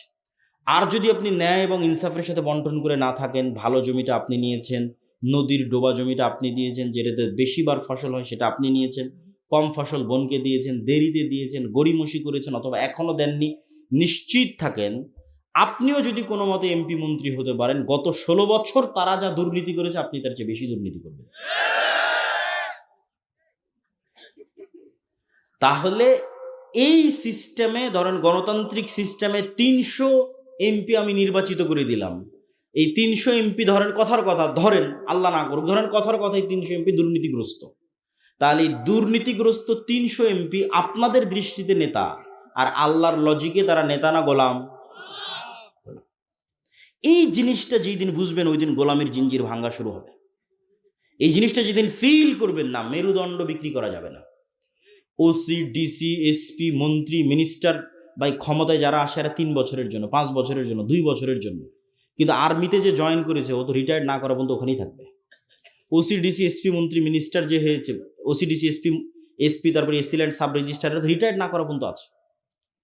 তাহলে এই যে এরা তো সব আমাদেরই জনগণ, সাধারণ জনগণ। আর এক দলকে আপনি মিথ্যুক, দুর্নীতিবাজ, উমুক দলেই তুমুক দলেই, সব তো আমরাই নিজেরাই দুর্নীতিবাজ। আমরা সাধারণ জনগণই তো দুর্নীতিগ্রস্ত। তাহলে এই OC, DC, SP, AC land sub registrar এদের 50% নামাজি। আমার কথাটা বুঝেন, আমার আইডিয়া যে 50% নামাজি, এদের 70% ওমরা করে, হজ করে, এদের 100% বিভিন্ন মসজিদ, মাদ্রাসা, ইসলামী সম্মেলনের সভাপতি, প্রধান অতিথি, বিশেষ অতিথি, 100%। কিন্তু ওই ওসি, ওই ডিসি, ওই এসপি, ওই এসিল্যান্ড, ওই সাব রেজিস্ট্রার যখন তার চেয়ারে বসতেছে তখন সে আমানতের খেয়ানত করতেছে। তাহলে এখন তার মধ্যে ঈমান ঢুকেছে, সে কি বুঝলো ইসলাম কি? এটাই তো আমরা বুঝাইতে পারলাম না ইসলাম কি। মুহাম্মদ সাল্লাল্লাহু আলাইহি ওয়াসাল্লামকে আল্লাহ সুবহানাহু ওয়া তাআলা নামাজ শিখালো 53 বছর বয়সে। মক্কা থেকে হিজরত করারও 2 বছর পর সালাত, সিয়াম, হজ, যাকাত শেখানো হয়েছে। বয়স তখন 53-52 বছর বয়স। তাহলে এই 13 বছর 10 বছর কি শিখালো আল্লাহ? এই 13 বছর 10 বছর প্রকৃত ঈমানদার বানিয়েছে। এক কালবের মধ্যে লা ঈমানা লিমান লা আমানাতা লাহু, এক কালবের মধ্যে আল্লাহর উপর ঈমান, আবার মিথ্যা ধোঁকাবাজি 2 নাম্বারই থাকতে পারে না। এটা আল্লাহর নবীর হাদিস। তাহলে যে কালবে ঈমান আছে, দাবি করছে, বাহ্যিক 5 ওয়াক্ত সালাত দিয়ে দেখাচ্ছে আমি মুসলমান, হজ এবং উমরা করে দেখাচ্ছে আমি মুসলমান, কিন্তু ওর চেয়ারে যখন বসতেছে তখন ন্যায় করতে পারতেছে না, দুর্নীতি করতেছে, 2 নম্বরই রাস্তা অবলম্বন করতেছে, ধোঁকাবাজি করতেছে, মিথ্যা বলতেছে, ওয়াল্লাহি আল্লাহর কসম, আল্লাহর নবীর হাদিস অনুযায়ী সে মুনাফিক। ইজা হাদ্দাসা কাযাবা ওয়া ইজা ওয়া'আদা আখলাফা ওয়া ইজা তুমিনা খানা। কথা বললে মিথ্যা বলে, ওয়াদা করলে ভঙ্গ করে, যে দায়িত্ব দেওয়া হয়েছে আমানতের খেয়ানত করে। তাহলে পুরো দেশ একদিনে 80% ইসলাম বাস্তবায়ন হয়ে যাবে। দেশের এসি, ওসিল্যান্ড, সাব রেজিস্ট্রার এরা তো কেউ হিন্দু নয়, সব তো মুসলমান, সব তো আমরাই, সব তো আপনাদের সন্তান, আপনারাই। তাহলে পুরো দেশে একদিনে 80% ইসলাম বাস্তবায়ন হয়ে যাবে যদি আমরা বলি আমার মেরুদণ্ড, আমার মেধা, আমার মাথা, আমার সিদ্ধান্ত টাকার কাছে বিক্রি করব না, 2 নম্বরই রাস্তা অবলম্বন করব না। যেটা সৎ, যেটা ন্যায়, যেটা সত্য, সেটা যদি আমার দলের বিরুদ্ধেও যায় তবুও বলবো, শেষ। সেটা যদি আমার নেতার বিরুদ্ধেও যায় তবুও বলবো। এই একটা মূল মানদণ্ডে আমাদের ভবিষ্যৎ প্রজন্মকে গড়ে তুলতে হবে। আমাদের ভবিষ্যৎ প্রজন্ম যারা বসে আছে তাদের শপথ নিতে হবে যে আমরা কিছুই না শিখতে পারি, অন্তত ওসমান হাদির কাছে এইটা অন্তত শিখি যে আমাদের মেরুদণ্ড বিক্রি করা যাবে না, পৃথিবীর যেখানেই থাকি না কেন, যে অবস্থাতেই থাকি না কেন। এটা হলো নেতা হওয়ার শর্ত, রাস্তা, 4 নম্বর পয়েন্ট, যেটা দিয়ে বক্তব্যের শেষের দিকে চলে যাব। তার আগে মধ্যখানে একটু বিরতি নেই। সেই বিরতি হচ্ছে, আজকে আপনাদের সামনে এখানে এসেছি, এই সম্পর্কটা যদি একদিনের সম্পর্ক হয়, এই সম্পর্কের ভ্যালু নাই। সম্পর্কটা যদি স্থায়ী পার্মানেন্ট হয়, ভ্যালু আছে। পার্মানেন্ট হবে কিভাবে? ওই যে আপনার আগের বক্তা, আমার আগের বক্তা বলে গেল মক্তব। আমরা মাদ্রাসা দিয়ে 2% ছেলে মেয়েকে দিন শেখাতে পারবো, আর মসজিদে মক্তব করে 100% মুসলমানের সন্তানকে দিন শেখানো যাবে। তাহলে 100% মুসলমানের সন্তানকে দিন শেখানোর একটাই রাস্তা, মসজিদে শিক্ষা ব্যবস্থা তৈরি করা। শিক্ষাকে সর্বোচ্চ গুরুত্ব দেওয়া। আপনি এই জালসা করে টাকা তুলে এসি কিনছেন, টাইলস কিনতেছেন, ওই এসি ওই টাইলস বাজারে বিক্রি করে দিয়ে মক্তবের শিক্ষকের বেতনের ব্যবস্থা করেন। আর আমরা মক্তবের সিলেবাস তৈরি করেছি, ট্রেনিং দিচ্ছি, প্রায় 700-এর অধিক মসজিদের মক্তবের শিক্ষক আমাদের কাছে ট্রেনিং নিয়েছে। এবার এনটিভিতে আমাদের মক্তবের উপর জাতীয় প্রতিযোগিতা রমজান মাসে আয়োজিত হতে যাচ্ছে। এটাতে কোনো খরচ নাই, আপনার ইমাম সাহেব যাবে, যাতায়াত খরচ আমাদের, থাকবে খাবে, থাকা খাওয়া খরচ আমাদের। তাকে ট্রেনিং দিয়ে আমাদের সিলেবাস বুঝিয়ে দিয়ে আপনার মসজিদে পাঠাবো, সে আপনার সন্তানকে এই দিন, এই আদর্শ, এই আকীদা, এই কোরআন শিক্ষা দেবে। এটাতে আমরা প্রজন্ম তৈরি করব, সৎ ন্যায়পরায়ণ আমানতদার প্রজন্ম তৈরি করাই হচ্ছে ইসলামের বিজয়। এটা আমাদের বুঝতে হবে। 2 নম্বর হচ্ছে, আমরা যে পত্রিকা মাসিক আল ইতিসাম, প্রতি মাসে আমি অন্তত 3টে লেখা লিখি মাসিক আল ইতিসামে। এত ব্যস্ততার মতো সম্পাদকীয় লিখি, মিন্নাতুল বাড়ি লিখি, স্বাভাবিক একটা প্রবন্ধ লিখি। এটা আপনাদের আজকের একদিনের 100 বাদামের দামের চাইতেও, বা 100 বাদামের যা দাম তার মতো। তাহলে প্রতিদিনের নাস্তার যা দাম, মাসে একটা পত্রিকার তা দাম। 3 নম্বর, আমরা যে বইগুলো লিখি, যেমন আজকে আপনার এখানে যা আলোচনা করছি, ঈমান বিল গায়েবের উপর আমার বিস্তর আলোচনা আছে, ফেরেশতার উপর, ফেরেশতার অস্তিত্বের উপর, শয়তানের অস্তিত্বের উপর, ফেরেশতা এবং শয়তান কিভাবে কাজ করে তার উপর, রূহ এবং নাফস কিভাবে কাজ করে তার উপর, এগুলো সব গায়েবের আলোচনা। এগুলো সব আল্লাহর পথে যাত্রা এই বইয়ের মধ্যে আছে। প্রত্যেক মুসলমানকে আমি মনে করি এই বইটা পড়া উচিত। প্রত্যেক মসজিদে, প্রত্যেক স্কুল, কলেজ, ইউনিভার্সিটিতে পাঠ চক্র হওয়া উচিত এই বইটার উপর। অন্তত সপ্তাহে একদিন, অন্তত 2 পৃষ্ঠা, অন্তত সপ্তাহে একদিন, অন্তত 2 পৃষ্ঠা। বইয়ের নাম হচ্ছে আল্লাহর পথে যাত্রা। আরও যে বই পুস্তকগুলো আছে, 1000 ফতোয়ার একটা বই আছে, শাইখ আব্দুর রাজ্জাক সালাত এবং দোয়ার বই আছে, এগুলোকে মূল্যায়ন করা। আমাদের আজকের বক্তব্যের শেষ পয়েন্ট শিক্ষা এবং জ্ঞান। তার আগে ভূমিকা। আপনার মোবাইলের যেমন ফাংশন আছে না, ফ্ল্যাশ লাইট বাটনের যে ফাংশন, ওই ফাংশনে চাপ দিলে ফ্ল্যাশ লাইট জ্বলতেছে, ক্যামেরায় চাপ দিলে ক্যামেরা অন হচ্ছে। এখন ক্যামেরায় যদি মুসলমান চাপ দেয়, তো মোবাইল কি বলবে, মুসলমান তোর জন্য আমি অন হব না? এটা বলবে নাকি? মোবাইলকে যেই ফাংশনের উপর ডেভেলপ করা আছে, মুসলমান ইউজ করলেও কাজ করবে, হিন্দু, বৌদ্ধ, ইহুদি, খ্রিস্টান ইউজ করলেও কাজ করবে। বোঝা যায় কথা? এবার আসেন, আল্লাহ এই পৃথিবীকে একটা ফাংশনের উপর ডেভেলপ করেছে। আল্লাহর কিছু নির্ধারিত ফাংশন আছে। তো সেই ফাংশনের একটা ফাংশন হচ্ছে আল্লাহ ক্ষমতা, এই যে ক্ষমতা, এটার বাটন দিয়ে দিয়েছে জ্ঞানের কাছে। ক্ষমতা অর্জিত হবে, এটার বাটন, কোন বাটন চাপলে অর্জিত হবে? একটু বলেন না যে কোন বাটন? জ্ঞান। একটু জোরে বলেন, কোন বাটন? জ্ঞান। এখন জ্ঞানের বাটন চাপলে ক্ষমতা অর্জিত হবে। এই জ্ঞানের বাটন যদি ইহুদি চাপে, খ্রিস্টান চাপে, ক্যামব্রিজ এবং অক্সফোর্ডে বসে, আর এই পীরগঞ্জের মুসলমানের সন্তান free fire, PUBG, TikTok, YouTube, Netflix, বিড়ি, সিগারেট, বিপিএল, আইপিএল এর জুয়া, অনলাইন বেটিং, নেশা, girlfriend, boyfriend, WhatsApp chatting, mobile chatting, যত সময় নষ্টের রাস্তা আছে, প্রত্যেক সময় নষ্টের রাস্তায় ব্যস্ত আছে পীরগঞ্জের মুসলমান। আর ইহুদি আর খ্রিস্টান ব্যস্ত আছে জ্ঞানের বাটন চাপার জন্য। তখন আল্লাহ ইহুদি খ্রিস্টানকে বলবে, থাম থাম, তোদের ক্ষমতা দিব না, আমার একটা মদঘর জুয়াখোর বান্দা আছে, ওকে ক্ষমতা দিব। আল্লাহ তার রুল ব্রেক করে না। ওই ইহুদি যে ফ্ল্যাশ লাইট বাটন, ওই ইহুদি ওই খ্রিস্টান জ্ঞান অর্জন করতেছে, ও নেতা হবে। এভাবে পৃথিবীটাকে ফাংশন করা আছে, ডেভেলপ করা আছে।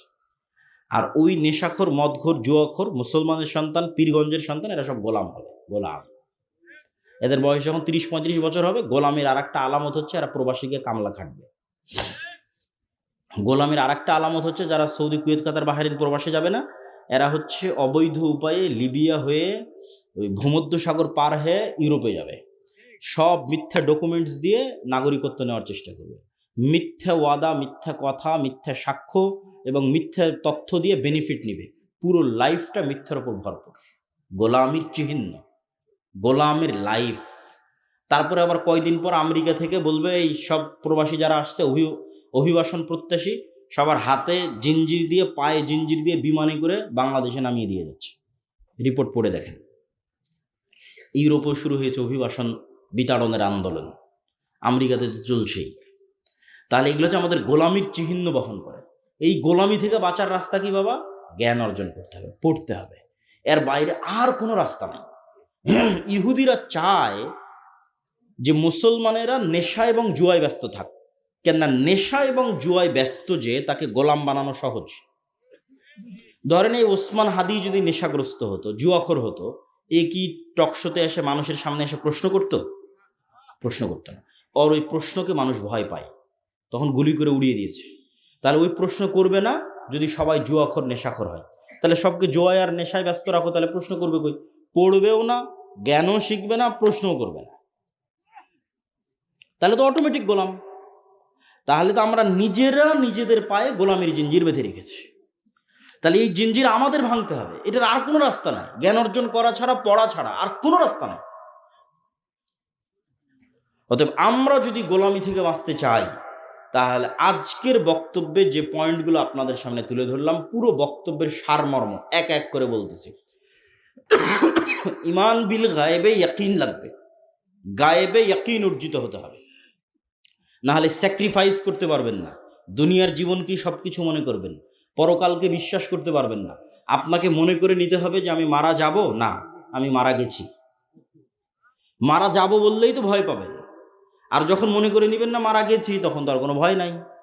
পৃথিবী আপনার পায়ের নিচে, কেন মারা তো একদিন যেতেই হবে। আজ থেকে 100 বছর পরে 2100 সালে এখানে কেউ থাকবে না। আজ থেকে 100 বছর পূর্বে যারা ছিল তারা আজকে নাই। তাহলে মৃত্যু সুনিশ্চিত, অবধারিত।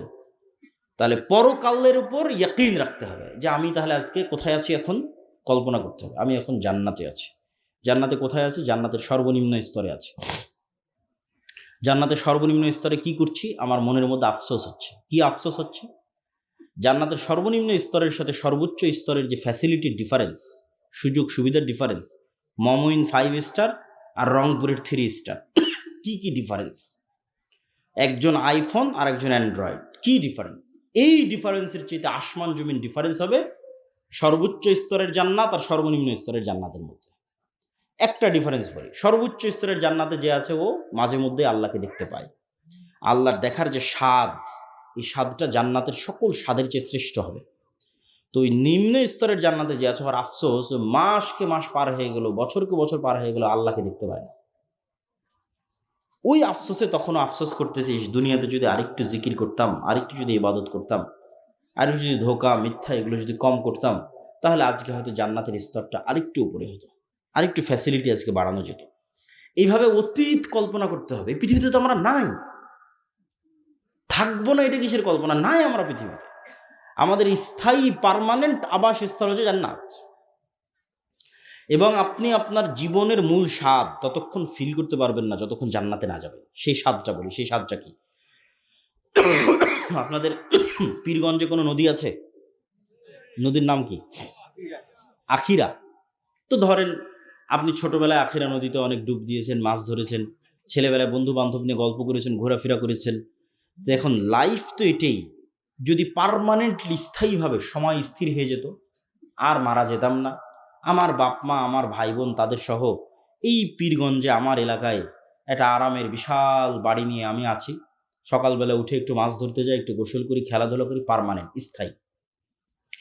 এখন আমিও মারা গেলাম, আমার বাপ মাও মারা গেল, সবাই মারা গেল, এদের সাথে আর জীবনে দেখাই হলো না। এই জীবনের কোনো মানে আছে? এই জীবনের কোনো মানে নেই। আপনি যদি জান্নাতে যান, আপনার ফুল ফ্যামিলি যদি জান্নাতে যায়, তখনই একমাত্র এই সুযোগ সুবিধাটা আপনি ইউজ করতে পারবেন। যে আমরা সবাই জান্নাতে, চলো মন চাচ্ছে পীরগঞ্জে ঘুরে যাই, একটু আখিরা নদীতে একটু গোসল করে আসি, একটু গল্প করে আসি, পার্মানেন্টলি স্থায়ী। এটাই লাইফ। ওই লাইফকে বলা হয়েছে প্রকৃত জীবন। ওই প্রকৃত জীবনের জন্য আপনাকে কাজ করতে হবে দুনিয়াতে। তাহলে আপনার গায়েবে ইয়াকিন লাগবে। এই প্রত্যেকটা জিনিসকে আপনি যতটা দৃশ্যমান দেখতে পাবেন, যতটা বিশ্বাস এটার উপর বাড়াতে পারবেন, তত আপনি সঠিক সিদ্ধান্ত নেবেন। 2 নাম্বার কি? আল্লাহর সাহায্য ছাড়া ইসলামের বিজয় হয়? তাহলে আল্লাহর সাহায্য কিভাবে পৃথিবীতে নেমে আসে এটা আপনাকে জানতে হবে। তার একটা পয়েন্ট আমরা বলেছি সৎ আমল। সৎ আমলের মধ্যে ফরজগুলো আগে, 2 নম্বরে রাতের সালাত আর জিকির, সকাল সন্ধ্যার জিকির। সন্ধ্যা মানে কিন্তু মাগরিবের পর নয়, সন্ধ্যা মানে সূর্য ডুবার আগে, মাগরিবের আগে। রাসূল সাল্লাল্লাহু আলাইহি ওয়াসাল্লাম বলেছে শুক্রবারের দিন এমন একটা সময় আছে, ওই সময়ে মানুষ যা বলবে তাই সে পেয়ে যাবে। তো একদল আলেম বলছে শুক্রবারের এই দিনটা হচ্ছে ইমাম সাহেব বক্তব্য দেওয়া শুরু করা থেকে নিয়ে বক্তব্য শেষ করা পর্যন্ত, আজান থেকে কিয়ামত পর্যন্ত। আর একদল আলেম বলছে এই সময়টা সূর্য ডোবার আগে, আসরের পরে, শুক্রবারের দিন। এটা হলো জিকিরের সময়। 3 নাম্বার পয়েন্ট কি বললাম? 3 নাম্বার পয়েন্ট বলেছি, নেতা তৈরি হয় সত্যবাদিতা ন্যায়পরায়ণতা দিয়ে। আপনি নিজেই নেতা হয়ে যেতে পারবেন। আজ থেকে সিদ্ধান্ত নেন আমি মিথ্যা বলবো না, আজ থেকে সিদ্ধান্ত নেন আমি 2 নম্বরের রাস্তা অবলম্বন করব না, স্ত্রীর প্রতি ন্যায় করব, বাপ মায়ের প্রতি ন্যায় করব, সন্তান সন্ততির উপর ন্যায় করব, যে যে জায়গায় দায়িত্বে আছে। মসজিদ মাদ্রাসারও যারা দায়িত্বে আছে, মসজিদ মাদ্রাসায় বাহ্যিক ইসলাম আছে, সত্যবাদিতা ন্যায়পরায়ণতা নাই। এই জন্যই তো নেতা তৈরি হচ্ছে না। আপনি হুজুরকেও কিনে নিতে পারবেন টাকা দিয়ে। কথা বুঝতে পেরেছেন? তাহলে সে বাহ্যিক নামাজ আদায় করতেছে, উমরা করতেছে, কিন্তু নবীরা যেই গুণের উপর নেতা হয়েছে ওই গুণটা তার নাই, তার মেরুদণ্ড নাই, সত্যবাদিতা ন্যায়পরায়ণতা নাই। তাহলে যেই জিনিসটা নাই ওইটা দিয়েই নেতা হয়। ওইটা যখন আমরা ছড়িয়ে দিতে পারবো সবার মধ্যে, তখন আমরা অটোমেটিক একটা গোলামি থেকে মুক্তি পেয়ে যাবো, আমরা নেতা হয়ে যাবো, পৃথিবীর নেতা হয়ে যাবো, বাংলাদেশের নেতা হয়ে যাবো। তারপরে কি বলেছি? জ্ঞান এবং শিক্ষা। পৃথিবী ফাংশন করে, নেতৃত্ব যায় যে জ্ঞান অর্জন করে, শিক্ষা অর্জন করে। এখন ঢাকা বিশ্ববিদ্যালয়ের ছাত্ররা বিশাল বড় স্ক্রিন লাগিয়ে বিশ্বকাপ ফুটবল দেখবে, আর অক্সফোর্ড ক্যামব্রিজের ছাত্ররা জ্ঞান অর্জন করবে, তো আল্লাহ কাকে নেতা বানাবে? অক্সফোর্ড ক্যামব্রিজের ইহুদি হলো খ্রিস্টান নেতা বানাবে, আর একে গোলাম বানাবে। এখন সিদ্ধান্ত না, কোনো সমস্যা নেই, লম্বা সফর তো। আপনি যতক্ষণ বসে থেকে শুনলেন এই জন্য আপনার শুকরিয়া আদায়।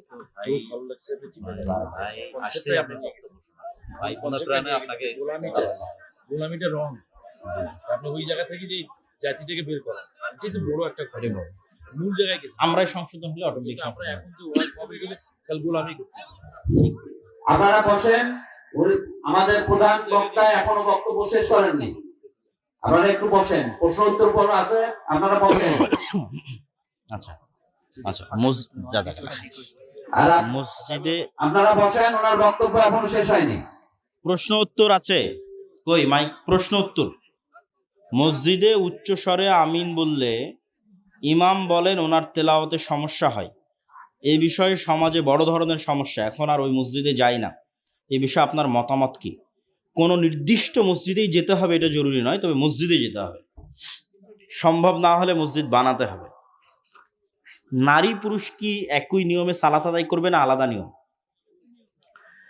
নারীদের জন্য কি আলাদা নবী পাঠানো হয়েছে নাকি? নারীদের নবীকে একটু জোরে বলেন, নারীদের নবীকে? তাহলে মুহাম্মদ সাল্লাল্লাহু আলাইহি ওয়াসাল্লাম যা করবে তা না শুধু পুরুষের জন্য সুন্নাত, না নারীর জন্য সুন্নাত? জন্য সুন্নাত। যতক্ষণ উনি আলাদা করে বলে না দিচ্ছে যে নারীর জন্য এটা, ততক্ষণ উনি যা করবে তা নারীর জন্য সুন্নাত। সবাই বসেন, হইচই করিয়েন না, অনেক প্রশ্ন উত্তরগুলো শুনে যান। আমার ছোট ভাই প্রত্যেক রাতে অনেক জোরে কাদাকাদি করে, নাস, ফালাক, ইখলাস, আয়াতুল কুরসি, সূরা বাকারার শেষ 2 আয়াত, সূরা ফাতিহা বারবার পড়ে ফু দিবেন সকালে সন্ধ্যায়। আল্লাহ তো কারো মুখাপেক্ষী নয়, তাহলে আরশ বহনকারী ফেরেশতার প্রয়োজন হয় কেন? আল্লাহ সুবহানাহু তাআলা সিস্টেম ছাড়া কাজ করেন না। আল্লাহ সুবহানাহু তাআলা যা ইচ্ছা তাই করতে পারেন, তারপরেও তিনি সিস্টেম ডেভেলপ করেন। তো আল্লাহ সুবহানাহু ওয়া তাআলা সিস্টেম ডেভেলপ করতে গিয়েই ফেরেশতা তৈরি করেছেন, এবং ফেরেশতাদের মধ্যে অপারেশনাল সিস্টেম ভাগ করে দিয়েছেন, কার কি কাজ দায়িত্ব বন্টন করে দিয়েছেন, এবং সেইভাবে আল্লাহ সুবহানাহু ওয়া তাআলা পৃথিবী পরিচালনা করেন। রাসূল পুরাতন কবরে খেজুরের ডাল দিয়েছিল, নতুন কবরে দেই, এইটার ফজিলত রাসূল সাল্লাল্লাহু আলাইহি ওয়াসাল্লামের সাথে সীমাবদ্ধ। আমাদের জন্য উপকার হবে এই মর্মে কোনো দলিল পাওয়া যায় না। উপকারের রাস্তা দোয়া, কবরের শাস্তি থেকে মুক্তির দোয়া। আমাদের বিশ্বনবী মুহাম্মদ সাল্লাল্লাহু আলাইহি ওয়াসাল্লামের বিশ্বস্ত সাহাবী ছিলেন হযরত হুযায়ফা, ওনার সম্পর্কে জানতে চাই। আজকে কি জানতে গেলে 1 ঘন্টা বক্তব্য দিতে হবে। হুযায়ফা ইবনুল ইয়ামান, সিররু রাসূলিল্লাহ সাল্লাল্লাহু আলাইহি ওয়াসাল্লাম, আল্লাহর নবীর গোয়েন্দা ডিপার্টমেন্টের প্রধান। কোন ধরনের লোকদের ধার দেওয়া যাবে? সত্যবাদী, ন্যায়পরায়ণ। কোরআন মাজিদ মুখস্থ করার পর ভুলে গেলে কি পাপ হবে? জি। কোনো ব্যক্তি 5 ওয়াক্ত সালাত আদায় করে অথচ সুদখোর, তাদের সঙ্গে টাকা অথবা নিত্য প্রয়োজনীয় জিনিস লেনদেন করা কি উচিত হবে? লেনদেন করা যেতে পারে, খাওয়া দাওয়া করা যাবে না।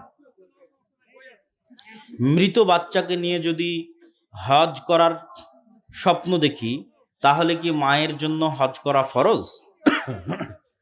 যে আর একজনের হয়ে বদলি হজ করতে চায়, তার নিজের হজ আগে হতে হবে, না হলে বদলি হজ করতে পারবে না।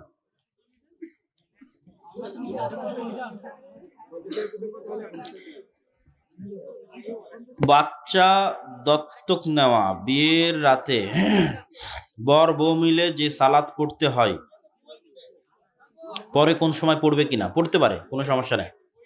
আপনার কাছে আমার একটা প্রশ্ন ছিল, কিন্তু সময় সংক্ষেপ, তবুও প্রশ্ন না করলেই নয়। আমাদের এলাকায়, বিশেষ করে আমাদের এই মহল্লা সহ আশেপাশের কয়েকটি গ্রামে সম্পত্তির সঠিক বন্টন হয় না। যেমন বাবা 2টি সন্তান বা 3টি সন্তানকে সম্পত্তি সঠিকভাবে ভাগ করে দেয় না। বাবার মৃত্যুর পর কন্যা সন্তান অথবা বোন ভাইয়ের কাছে সম্পত্তির সঠিক ভাগ পায় না। এক্ষেত্রে ইসলাম ধর্ম অনুযায়ী ইসলাম কি বলে? আজকের বক্তব্যতে বলেই দিলাম যে সম্পত্তির হিসেব বন্টন সঠিক না হলে ও গোলাম, ও মুক্তি সম্ভব নয়। ও হিন্দুদেরও গোলাম থাকবে, ইহুদিদেরও গোলাম থাকবে। আর যদি মনে করে বাংলাদেশকে হিন্দুদের গোলামি থেকে বাঁচাবে, তাহলে সত্যবাদী ন্যায়পরায়ণ হতে হবে, নেতা হয়ে যাবে। হিন্দুদেরও নেতা হয়ে যাবে, ভারতেরও নেতা হয়ে যাবে, পাকিস্তানেরও নেতা হয়ে যাবে, সারা পৃথিবীর নেতা হয়ে যাবে। আর যদি মনে করে ধোকা দিবে, 2 নম্বরই করবে, গোলাম থাকবে, গোলাম।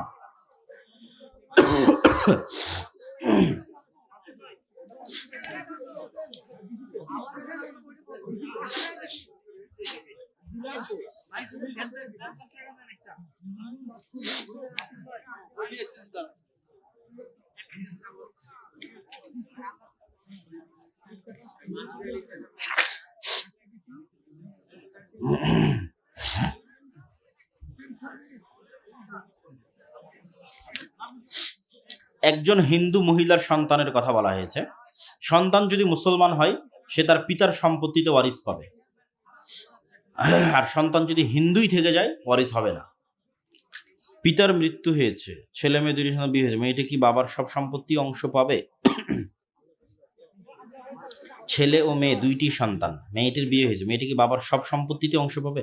হ্যাঁ, সব সম্পত্তিতে অংশ পাবে। বাবার স্থাবর অস্থাবর সকল সম্পত্তিতে অংশ পাবে। মেয়েরা কি বাবার বসত বাড়িতে অংশ পায়? অবশ্যই। হুজুর, আমি নিয়মিত কোন কোরআন কোন হাদিসে লেখা আছে মেয়েরা বসত বাড়ির অংশ পাবে না? হুজুর, আমি নিয়মিত 5 ওয়াক্ত সালাত আদায় করতে পারি না, খুব চেষ্টা করি, আমার জন্য আমার পরিবারের জন্য দোয়া করবেন। 5 ওয়াক্ত সালাত এত জরুরি, 5 ওয়াক্ত সালাত এত জরুরি, এত জরুরি, শাইখ আব্দুর রাজ্জাক বিন ইউসুফের ভাষায় পৃথিবীতে এর চেয়ে জরুরি কোনো কাজ নাই। পৃথিবীতে 5 ওয়াক্ত সালাতের চেয়ে জরুরি কোনো কাজ নাই। উসমান হাদির মতো যুবক তৈরি করতে হলে কি কি পথ অবলম্বন করতে হবে? আজকে যা যা বলেছি, খালি চিল্লালাম যে উসমান হাদি হব, পড়া নাই শোনা নাই, কি করে উসমান হাদি হবে? জ্ঞান অর্জন করতে হবে। ও যেই লেভেলের যুক্তি দিয়ে কথা বলতো, ওই লেভেলের ব্যাকগ্রাউন্ডের জ্ঞান না থাকলে ওই লেভেলের যুক্তি আপনি কোত্থেকে দিবেন? তাহলে জ্ঞান, সত্যবাদিতা ন্যায়পরায়ণতা থাকলে আপনি জ্ঞানকে বিক্রি করে দিবেন টাকার কাছে। কত বুদ্ধিজীবী আছে টাকার কাছে বিক্রি হয়ে গেছে, দলের কাছে বিক্রি হয়ে গেছে। কত বুদ্ধিজীবী নিবে? তাহলে সত্যবাদিতা ন্যায়পরায়ণতা লাগবে। আর এই যে আপনাকে মানুষ দাবিয়ে রাখার চেষ্টা করবে, এই দাবিয়ে থাকা থেকে বাঁচতে আল্লাহর সাহায্য লাগবে। এই আল্লাহর সাহায্য না পেলে আপনি ওইটা থেকে বাঁচতে পারবেন না। এই জন্য 5 ওয়াক্ত সালাত লাগবে, রাতের সালাত লাগবে, সকাল সন্ধ্যার জিকির লাগবে। এই জন্য ঈমান বিল গায়বে ইয়াকিন লাগবে, যাতে আপনার সাথে ফেরেশতা থাকে, আল্লাহর সাহায্য থাকে।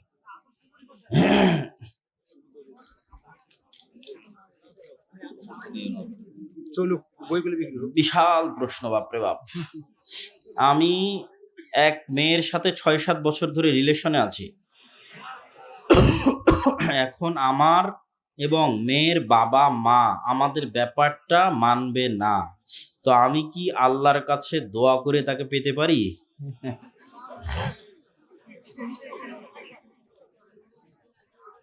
আল্লাহ সুবহানাহু তাআলা ভালো জানে তোমার চাইতে যে কোথায় তোমার কল্যাণ আছে আর কোথায় তোমার অকল্যাণ আছে। মানুষ যখন নিজেই দাবি করে নেয় যে আমার এটাতেই কল্যাণ আছে, এটাই সবচেয়ে বড় ভুল।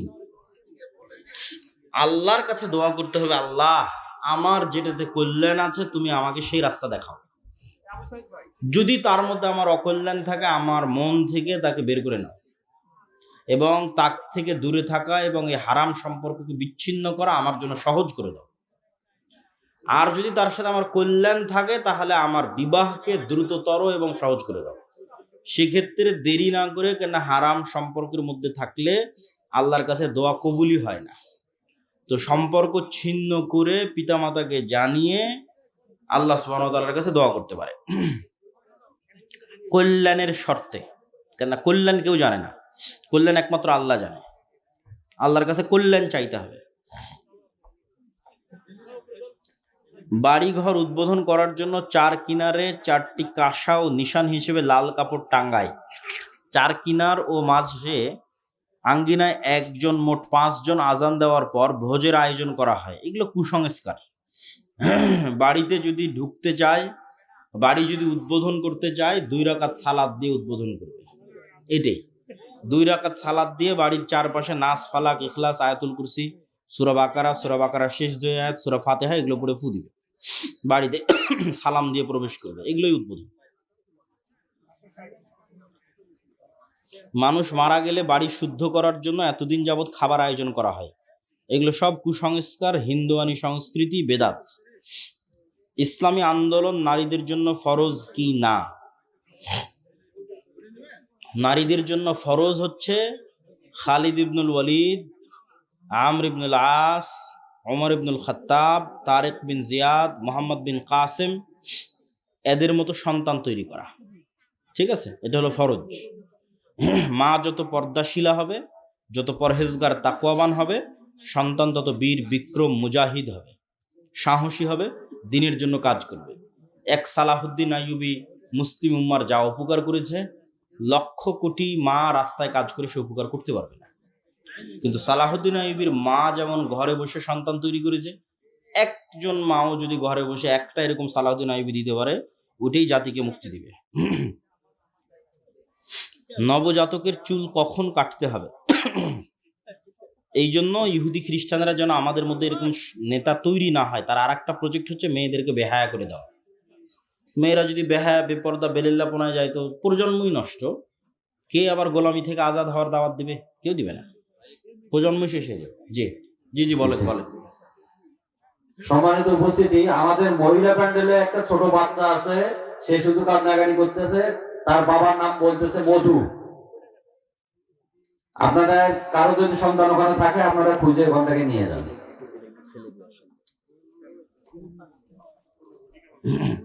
আমি 5 ওয়াক্ত নামাজ পড়ি, বাবার বাড়ি গিয়ে যে ভাইয়ের ঘরে খাবো, সে তো অবৈধ ব্যবসা করে, তার ঘরে খাওয়া জায়েজ হবে? পুরোই যদি অবৈধ হয়, খাওয়া যাবে না।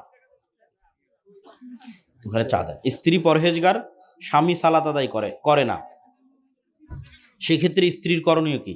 একদমই যদি আদায় না করে, চেষ্টা করে দাওয়াত দিয়ে বুঝিয়েও যদি সম্ভব না হয়, তাহলে বিচ্ছিন্ন হয়ে যেতে হবে। টোটাল বেনামাজির সাথে থাকা যাবে না। অলসতা করে, পড়তে চায়, ছেড়ে দেয়, তাহলে লেগে থাকতে হবে, তাকে কন্টিনিউ দাওয়াত দিয়ে নাসিহা করে লেগে থাকতে হবে। আমি মোবাইল ব্যবহার করি না, মোবাইলই আমাকে ব্যবহার করে, এ বিষয়ে একটু বলবেন। এটা শুধু তোমার নয়, সারা পৃথিবীর বহু মানুষের ব্রেনকে কন্ট্রোল করতেছে মোবাইল। তাদের মনস্তত্ত্বকে কন্ট্রোল করতেছে ফেসবুকের রিলস, ফেসবুকের নিউজ ফিড, টিকটকের রিলস। মানুষের মনকে কন্ট্রোল করতেছে, ব্রেনকে কন্ট্রোল করতেছে। ভয়ঙ্কর ব্যাপার, এবং ভবিষ্যতে এটা আরো বাড়বে।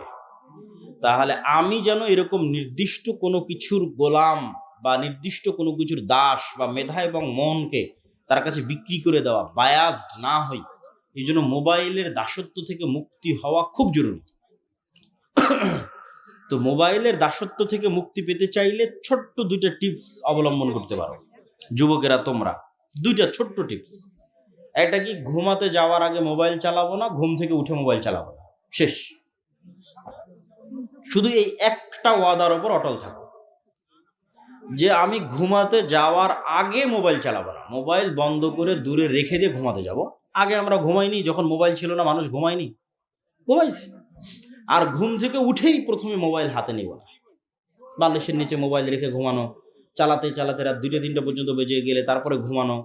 এই খালি 2টো অভ্যাস চেঞ্জ করো, যে আর কিছু না, সারাদিনই ফোন চালাবো, সমস্যা নেই। নিজের মনকে এভাবেই বুঝ দাও যে ঠিক আছে আমি সারাদিন ফোন চালাবো, কিন্তু ঘুমানোর আগে নয়, ঘুম থেকে উঠে নয়। এই 2 টাইমে যদি মোবাইলকে ডিটক্স করতে পারো, মোবাইল থেকে নিজেকে ডিটক্স করতে পারো এই 2 সময়ে, তাহলে তোমার সকালটা শুরু হবে স্বাধীন অবস্থায়। সকালে তুমি ঠান্ডা মাথায় চিন্তা করতে পারবা যে আমার আজকে জরুরি গুরুত্বপূর্ণ কাজ কি। ফার্স্টই মোবাইল হাতে নিয়ে নিলে তার চিন্তার সুযোগ নাই, গোলাম হয়ে গেল, ফার্স্টই গোলাম হয়ে গেল। এই 2টা পদ্ধতি অবলম্বন করলে কিছুটা হলেও কমবে। আমি একটা মেয়েকে অনেক ভালোবাসি এবং সে আমাকে অনেক ভালোবাসে। মেয়ের নাম সহ লিখেছো কেন তুমি? পাগল নাকি এই ছেলে যে প্রশ্ন করেছে? তার মেয়ের নাম সহ ঠিকানা সহ দিয়েছে, তার বাবা মারা গেছে। এখন এই সম্পর্ক তার মা মেনে না নেওয়ায় তাকে এক বুড়া বেটার সাথে বিবাহ দিতে চাইছে। এই অবস্থা আমার করণীয় কি? ঠিক আছে, আচ্ছা, এটার উত্তর হচ্ছে বাবা, মেয়ের পিতা যদি না থাকে তাহলে মেয়ের অভিভাবক মেয়ের দাদা, মেয়ের দাদা যদি না থাকে মেয়ের অভিভাবক মেয়ের চাচা, মেয়ের চাচা যদি না থাকে মেয়ের অভিভাবক মেয়ের ভাই, মেয়ের বাপও নাই, চাচাও নাই, দাদাও নাই, ভাইও নাই, তাহলে মেয়ের অভিভাবক এলাকার চেয়ারম্যান মেম্বার, মসজিদের ইমাম। তাহলে তুমি অভিভাবকদের মাধ্যমে আগানোর চেষ্টা করো। অভিভাবক যদি রাজি না হয় বিবাহ বাতিল হবে। আর তখন মনে করতে হবে এর মধ্যেই কল্যাণ আছে। পৃথিবীতে কারো জন্য কারো জীবন থেমে থাকে না, কারো জন্যই কারো জীবন থেমে থাকে না, কারো জন্যই কারো লাইফ থেমে থাকে না। এটা অত্যন্ত ছোট্ট একটা জীবন। মৃত্যুর পর কিয়ামতে গেলে মনে হবে আমি 1 ঘন্টা দুনিয়াতে ছিলাম। আর দুনিয়ার সকল কষ্ট জান্নাতে যাওয়ার পর মনে হবে যে আমি কোনো কষ্টই করিনি। আর দুনিয়ার সকল আরাম জাহান্নামে যাওয়ার পর মনে হবে আমি জীবনে আরামেই ছিলাম না। তাহলে মাত্রই 1 ঘন্টা সময় পার করা, 1 সেকেন্ড সময় পার করা কঠিন কিছু নয়। পুরো জীবনটা 1 সেকেন্ডের মতো। ওই যে মুরব্বী বাবার বয়স যদি 70 হয়, ওনার কাছে মনে হবে যে উনি সেই দিন স্কুলে গেছিল, প্রাইমারি স্কুলে, 1 দিনও হয়নি, 5 দিনও হয়নি, আজ ওনার বয়স 70 হয়ে গেছে। এটাই পৃথিবী। তাহলে time is the best healer. সময় সবচেয়ে বড় হত্যাকারী, সময় সবচেয়ে বড় আরামদায়ক, প্রশান্তিদায়ক। সকল ব্যথা, সকল দুঃখ, সকল কষ্ট সময় একাই দূর করতে পারে। তাহলে সময় যেতে দিতে হবে। আজ যেটা মনে হচ্ছে খুব ভালো, কাল সেটা মনে হবে খুব খারাপ। আজ যেটা মনে হচ্ছে খুব খারাপ, কাল সেটা মনে হবে খুব ভালো। হুটহাট তাড়াহুড়ার সিদ্ধান্ত মানুষকে আফসোসের রাস্তায় নিয়ে যায়। হুট করে বললে আত্মহত্যা করে দিলাম, ওটাও আফসোস। হুট করে বললে না এটা করে ফেলে দেবো, সেটাও আফসোস। ধীর স্থির হও, নিজেকে আল্লাহর হাতে ছেড়ে দাও। নিজের তাকদীর, নিজের ফায়সালা, নিজের সিদ্ধান্ত আল্লাহর হাতে ছেড়ে দাও। আল্লাহ তোমার জন্য যেটা কল্যাণকর মনে করে তিনি সেটা তোমার জন্য করবে। আর তুমি কাজের কাজে সময় দাও, কাজের কাজে ফোকাস দাও। না হলে জ্ঞান অর্জন করলা না, বই পুস্তক পড়লা না, তারপরে শিক্ষার পিছনে সময় দিলা না, নিজের গার্লফ্রেন্ড বয়ফ্রেন্ডের পিছনে সময় দিলা, দিয়ে ধরো জোর করে পালিয়ে তাকে বিয়েও করলা। আল্লাহে আল্লাহর কসম করে বলতেছি, দুনিয়াতে যখন তোমার উপার্জন করার আর কোনো রাস্তা থাকবে না, তখন মনে হবে যে এই বিবাহ এবং এই জীবন বিভীষিকাময়। তখন দেখা যাবে স্বামী স্ত্রী 2 জন মিলে ফাঁসি দিয়েছে, গলায় দড়ি দিয়েছে। ভালোবাসা তখন আর টিকবে না। তাহলে যেটা আসল, যেটা প্রকৃত, সেটা হচ্ছে নিজেকে যোগ্য করা, নিজের পিছনে ইনভেস্ট করা, নিজের জ্ঞানের পিছনে ইনভেস্ট করা। অন্যের পিছনে সময় ইনভেস্ট করে কোনো লাভ নাই, শুধু ধোঁকা, মরিচিকা। নিজের ডেভেলপমেন্টের পিছনে ইনভেস্ট করো, তোমার জীবন সহজতর হবে। বিবাহ করলেও শান্তিময় জীবন যাপন করতে পারবা। বিদাত কোনো শয়তানের কাছে অধিক প্রিয়। একজন প্রকৃত মুসলিমের ভেতরে কি কি গুণ থাকা উচিত? আজকে যেগুলো বলেছি এগুলোই তো আসল গুণ। নারীর সালাতে কি জোরে আমিন বলবেন? আস্তে। পুরুষ যদি আশেপাশে না থাকে জোরেই বলবে। নারীরা মসজিদে সালাত আদায় করতে পারবে, যেতে পারবে, জরুরি নয়। জরুরি হচ্ছে ঈদের সালাতে যাওয়া, জুমার দিন যাওয়া ভালো, 5 ওয়াক্ত সালাত বাড়িতে পড়া ভালো, তবে যেতে চাইলে যেতে পারে। হুজুর আমি যত ইতিহাস জানতে পেরেছি, যেখানে দেখেছি যে ইউরোপ এবং আমেরিকা সব সাম্রাজ্যবাদ এশিয়া আফ্রিকার মানুষদের বিশেষ করে মুসলিমদের কিভাবে শোষণ করছে, তারা নির্যাতিত হয়েছে। সিরিয়া, ইরাক, ইয়েমেন সহ বিভিন্ন দেশকে তারা দেউলিয়া বানিয়ে দিয়েছে, আর মুসলিমদের বিরুদ্ধে ভাষণ। অনেক লম্বা প্রশ্ন। ফিলিস্তিন, আরাকান, কাশ্মীর, এত লম্বা প্রশ্ন বাবা, এটা পড়াই যাবে না। ইলুমিনাতি, মোসাদ, 2 আজান দেওয়া কি বেদাত? 2 আজান দেওয়া কি বেদাত? এটার উত্তর হচ্ছে, আমি যেভাবে উত্তর দিই, আমার মতো করে উত্তর দিই। রাসূল সাল্লাল্লাহু আলাইহি ওয়াসাল্লাম জুমার দিন 2 আজান দেননি, এই মর্মে যারা 2 আজান দেয় তারাও একমত। আবারও বুঝো, রাসূল সাল্লাল্লাহু আলাইহি সাল্লাম জুমার দিন 2 আজান দেননি, এই মর্মে যারা 2 আজান দেয় তারাও একমত। তাহলে তারা 2 আজান দেয় কেন? উসমান রাদিয়াল্লাহু তাআলা আনহুর সুন্নাত হিসেবে। এখন তোমার সিদ্ধান্ত, তুমি কি করবা। আমরা রাসূল সাল্লাল্লাহু আলাইহি ওয়াসাল্লামের সিদ্ধান্তকে প্রাধান্য দেওয়াকে পছন্দ মনে করি। বেগম রোকেয়া নারী জাতিকে বাহিরে বের করেছে, বেপর্দায় চলতে সাহায্য করেছে, তাকে কেন নারী জাগরণের অগ্রদূত বলা হয়? এটাই তো ন্যারেটিভ, যেটা ওসমান হাদি বলতো, যে আমি এমপি হইতে পারি আর না হইতে পারি, আমি ন্যারেটিভ তৈরি করতে চাই, বয়ান তৈরি করতে চাই, যে বয়ানে পরবর্তীতে অন্যরা রাজনীতি করবে। এই যে একটা বয়ান, যে বেগম রোকেয়া নারী জাগরণের অগ্রদূত, এটা একটা বয়ান। এটা কারা তৈরি করেছে? এটা প্রথম আলো তৈরি করেছে, ডেইলি স্টার তৈরি করেছে। এটা একটা বয়ান। তাহলে তোমারও এরকম প্রতিষ্ঠান লাগবে যারা তোমার পক্ষে বয়ান তৈরি করবে, তোমার পক্ষে পলিটিক্যাল রাজনৈতিক বয়ান তৈরি করবে। যতক্ষণ তুমি বয়ান তৈরি করতে না পারবা, ন্যারেটিভ তৈরি করতে না পারবা, ততক্ষণ পলিটিক্স করতে পারবা না। যেমন ভারত চায় বাংলাদেশের রাজনৈতিক বয়ান হোক মুক্তিযোদ্ধা বনাম রাজাকার। এটা হচ্ছে ভারতের নির্ধারিত ফ্রেম, এটা হচ্ছে ভারতীয় বয়ান বাংলাদেশকে বিভক্ত করার। পৃথিবীর কোনো দেশে জয় পরাজয়ের পর আর আলাদা করা হয় না কাউকে।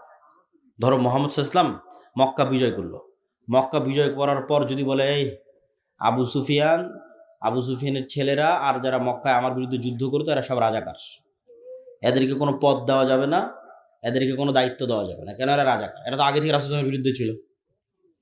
তাহলে একটা রাষ্ট্র প্রথমেই ভেঙে যায়, একটা রাষ্ট্রের মধ্যে প্রথমেই বিভেদ তৈরি হয়ে গেল। মোহাম্মদ সাল্লাল্লাহু আলাইহি ওয়াসাল্লাম কি নেতৃত্ব দিবে, কি রাষ্ট্র তৈরি করবে? উনি তো আগেই ওনার জনগণকে ভাগ করে দিচ্ছে, যারা আমার সাথে মদিনায় ছিল ওদেরকে সব ক্ষমতা দিব, আর যারা আমার সাথে মদিনায় ছিল না, যারা মক্কায় আমার বিরোধিতা করেছে এদেরকে দিব না। বরং রাসূল সাল্লাল্লাহু আলাইহি ওয়াসাল্লাম কি করেছে তোমরা জানো? রাষ্ট্র পরিচালনা ট্রিক্স, রাষ্ট্র গড়তে চাইলে এটা করাই লাগবে, কোনো রাস্তা নেই। রাসূল সাল্লাল্লাহু আলাইহি সাল্লাম মক্কা বিজয়ের পর হুনাইনের যুদ্ধে বিজয়ী হয়ে যত গনিমতের মাল ছিল আল্লাহর ওয়াস্তে সব গনিমতের মাল, 90% গনিমতের মাল, 80% গনিমতের মাল মক্কার নতুন মুসলিমদের দিয়ে দিয়েছে। মানে তোমাদের ভাষায় যদি বলি তাহলে রাজাকারদের দিয়ে দিয়েছে। তো এখন যারা মুক্তিযোদ্ধা, মানে যারা আগে থেকে ইসলামকে ধরে রেখেছে, এদের তো মন খারাপ। তখন রাসূলুল্লাহ সাল্লাল্লাহু আলাইহি ওয়াসাল্লাম আনসারী এবং মুহাজির, এই 2 সাহাবী তাদের সামনে দাঁড়িয়ে বিশাল ভাষণ দিল। বলল মক্কার নতুন মুসলিমরা নিয়ে যাচ্ছে সকল সম্পদ গনিমতের মালের, আর তোমরা আনসারী আর মুহাজিররা নিয়ে যাচ্ছ আল্লাহর নবীকে তোমাদের বাড়িতে, তোমাদের মদিনায়। বলেন আল্লাহু আকবার। তখন ওই মদিনায় যে মুহাজির এবং আনসার সাহাবীরা ছিল ওদের চোখ দিয়ে পানি পড়তেছে। এটা কিন্তু এই কথাটার ভার বুঝতে হলে আপনাকে বুঝতে হবে আল্লাহর নবীর বাড়ি মক্কা, আল্লাহর নবীর শৈশব মক্কা, আল্লাহর নবীর কৈশোর মক্কা, আল্লাহর নবীর যৌবন মক্কা, আল্লাহর নবীর বংশ মক্কা, আল্লাহর নবীর স্মৃতি মক্কা। তাহলে মক্কা বিজয়ের পর মন কি চায় না যে আমি মক্কায় থাকি? কোন মানুষ নাই যার মন চাইবে না যে আমি মক্কায় থাকি? তো রাসূল সাল্লাল্লাহু আলাইহি ওয়াসাল্লাম বলছে মক্কার মানুষরা নিয়ে গেল টাকা পয়সা, আর মদিনার মানুষ তোমরা নিয়ে গেল মুহাম্মদ সাল্লাল্লাহু আলাইহি ওয়াসাল্লামকে। বলেন আল্লাহু আকবার। তাহলে রাষ্ট্রকে বিভেদ করতে হয় না, ভারত চায় এই রাষ্ট্রটা বিভক্ত থাকুক। তাহলে আজ 50 বছর পার হয়ে গেছে, এই ফ্রেমে তোমরা রাজনীতি করো যে তুই মুক্তিযোদ্ধা তুই রাজাকার, তুই মুক্তিযোদ্ধা তুই রাজাকার। এই ফ্রেমে যতদিন রাজনীতি চলবে এই দেশ বিভক্ত থাকবে, দেশ উঠতে পারবে না, দাঁড়াতে পারবে না। আফগানিস্তানে যখন তালেবানরা দেশ বিজয় করলো, ওদের বিরুদ্ধে যত যোদ্ধা ছিল ওদের বিরুদ্ধে যুদ্ধ করেছে, সবকে বললো তোমরা যদি ক্ষমা চেয়ে মাপ চেয়ে আমাদের সাথে কাজ করো, তোমাদের সবাইকে নিজ নিজ পদে বহাল রাখা হবে। কে ব্যাংকের গভর্নর ছিল সে ব্যাংকের গভর্নর থাকবা, কে আর্মির জেনারেল ছিল সে আর্মির জেনারেল থাকবা, সবকে ক্ষমা। শুধু আমাদেরকে ক্ষমা চাইতে হবে এবং আমাদের নেতৃত্ব মানতে হবে। তাহলে দেশ একদিনে এক হয়ে গেল। দেশ এক হয়ে গেল মানে এই দেশ এখন উন্নত হবে। এটাকে বলা হয় রিকনসিলিয়েশন, ক্ষমা। এই ক্ষমা বাংলাদেশের যে পক্ষই রাজনীতি করুক না কেন তাকে রিকনসিলিয়েশনটা করতে হবে, যে পক্ষই ক্ষমতায় আসুক না। এক পক্ষ আর এক পক্ষকে মারতে থাকবে, ধরতে থাকবে, দেশ সামনে আগাবে না। তো ওই যে বয়ান, তো তুমি বাংলাদেশে কোন বয়ান তৈরি করতেছো? এই বয়ান তৈরি করার ক্ষমতার মতো তোমার প্রতিষ্ঠান আছে কিনা? তুমি গিয়ে ডেইলি স্টার, প্রথম আলোর ওখানে মারামারি ভাঙচুর করে ফেললা। এই মারামারি ভাঙচুরে তাদের বয়ান আরো শক্তিশালী হলো। এখন প্রতিদিন ওরা প্রোগ্রাম করতেছে এই এক ভাঙ্গা হারমোনিয়াম নিয়ে, আর তোমার ভাই মরে গেছে ওটা নিয়েও তুমি কিছু করতে পারতেছ না। এটাই ন্যারেটিভ। তাহলে তোমাকে ওই রকম স্ট্রং প্রতিষ্ঠান লাগবে, যে স্ট্রং প্রতিষ্ঠান তোমার ন্যারেটিভকে ধারণ করবে, তোমার ন্যারেটিভকে সামনের দিকে এগিয়ে নিয়ে যাবে। তো এই জন্য বেগম রোকেয়া নারী জাগরণের অগ্রদূত না নারী অধপতনের অগ্রদূত, এই বয়ান বাংলাদেশের মুসলমানেরা নির্ধারণ করবে এরকম শক্তি বাংলাদেশের মুসলমানদের নাই।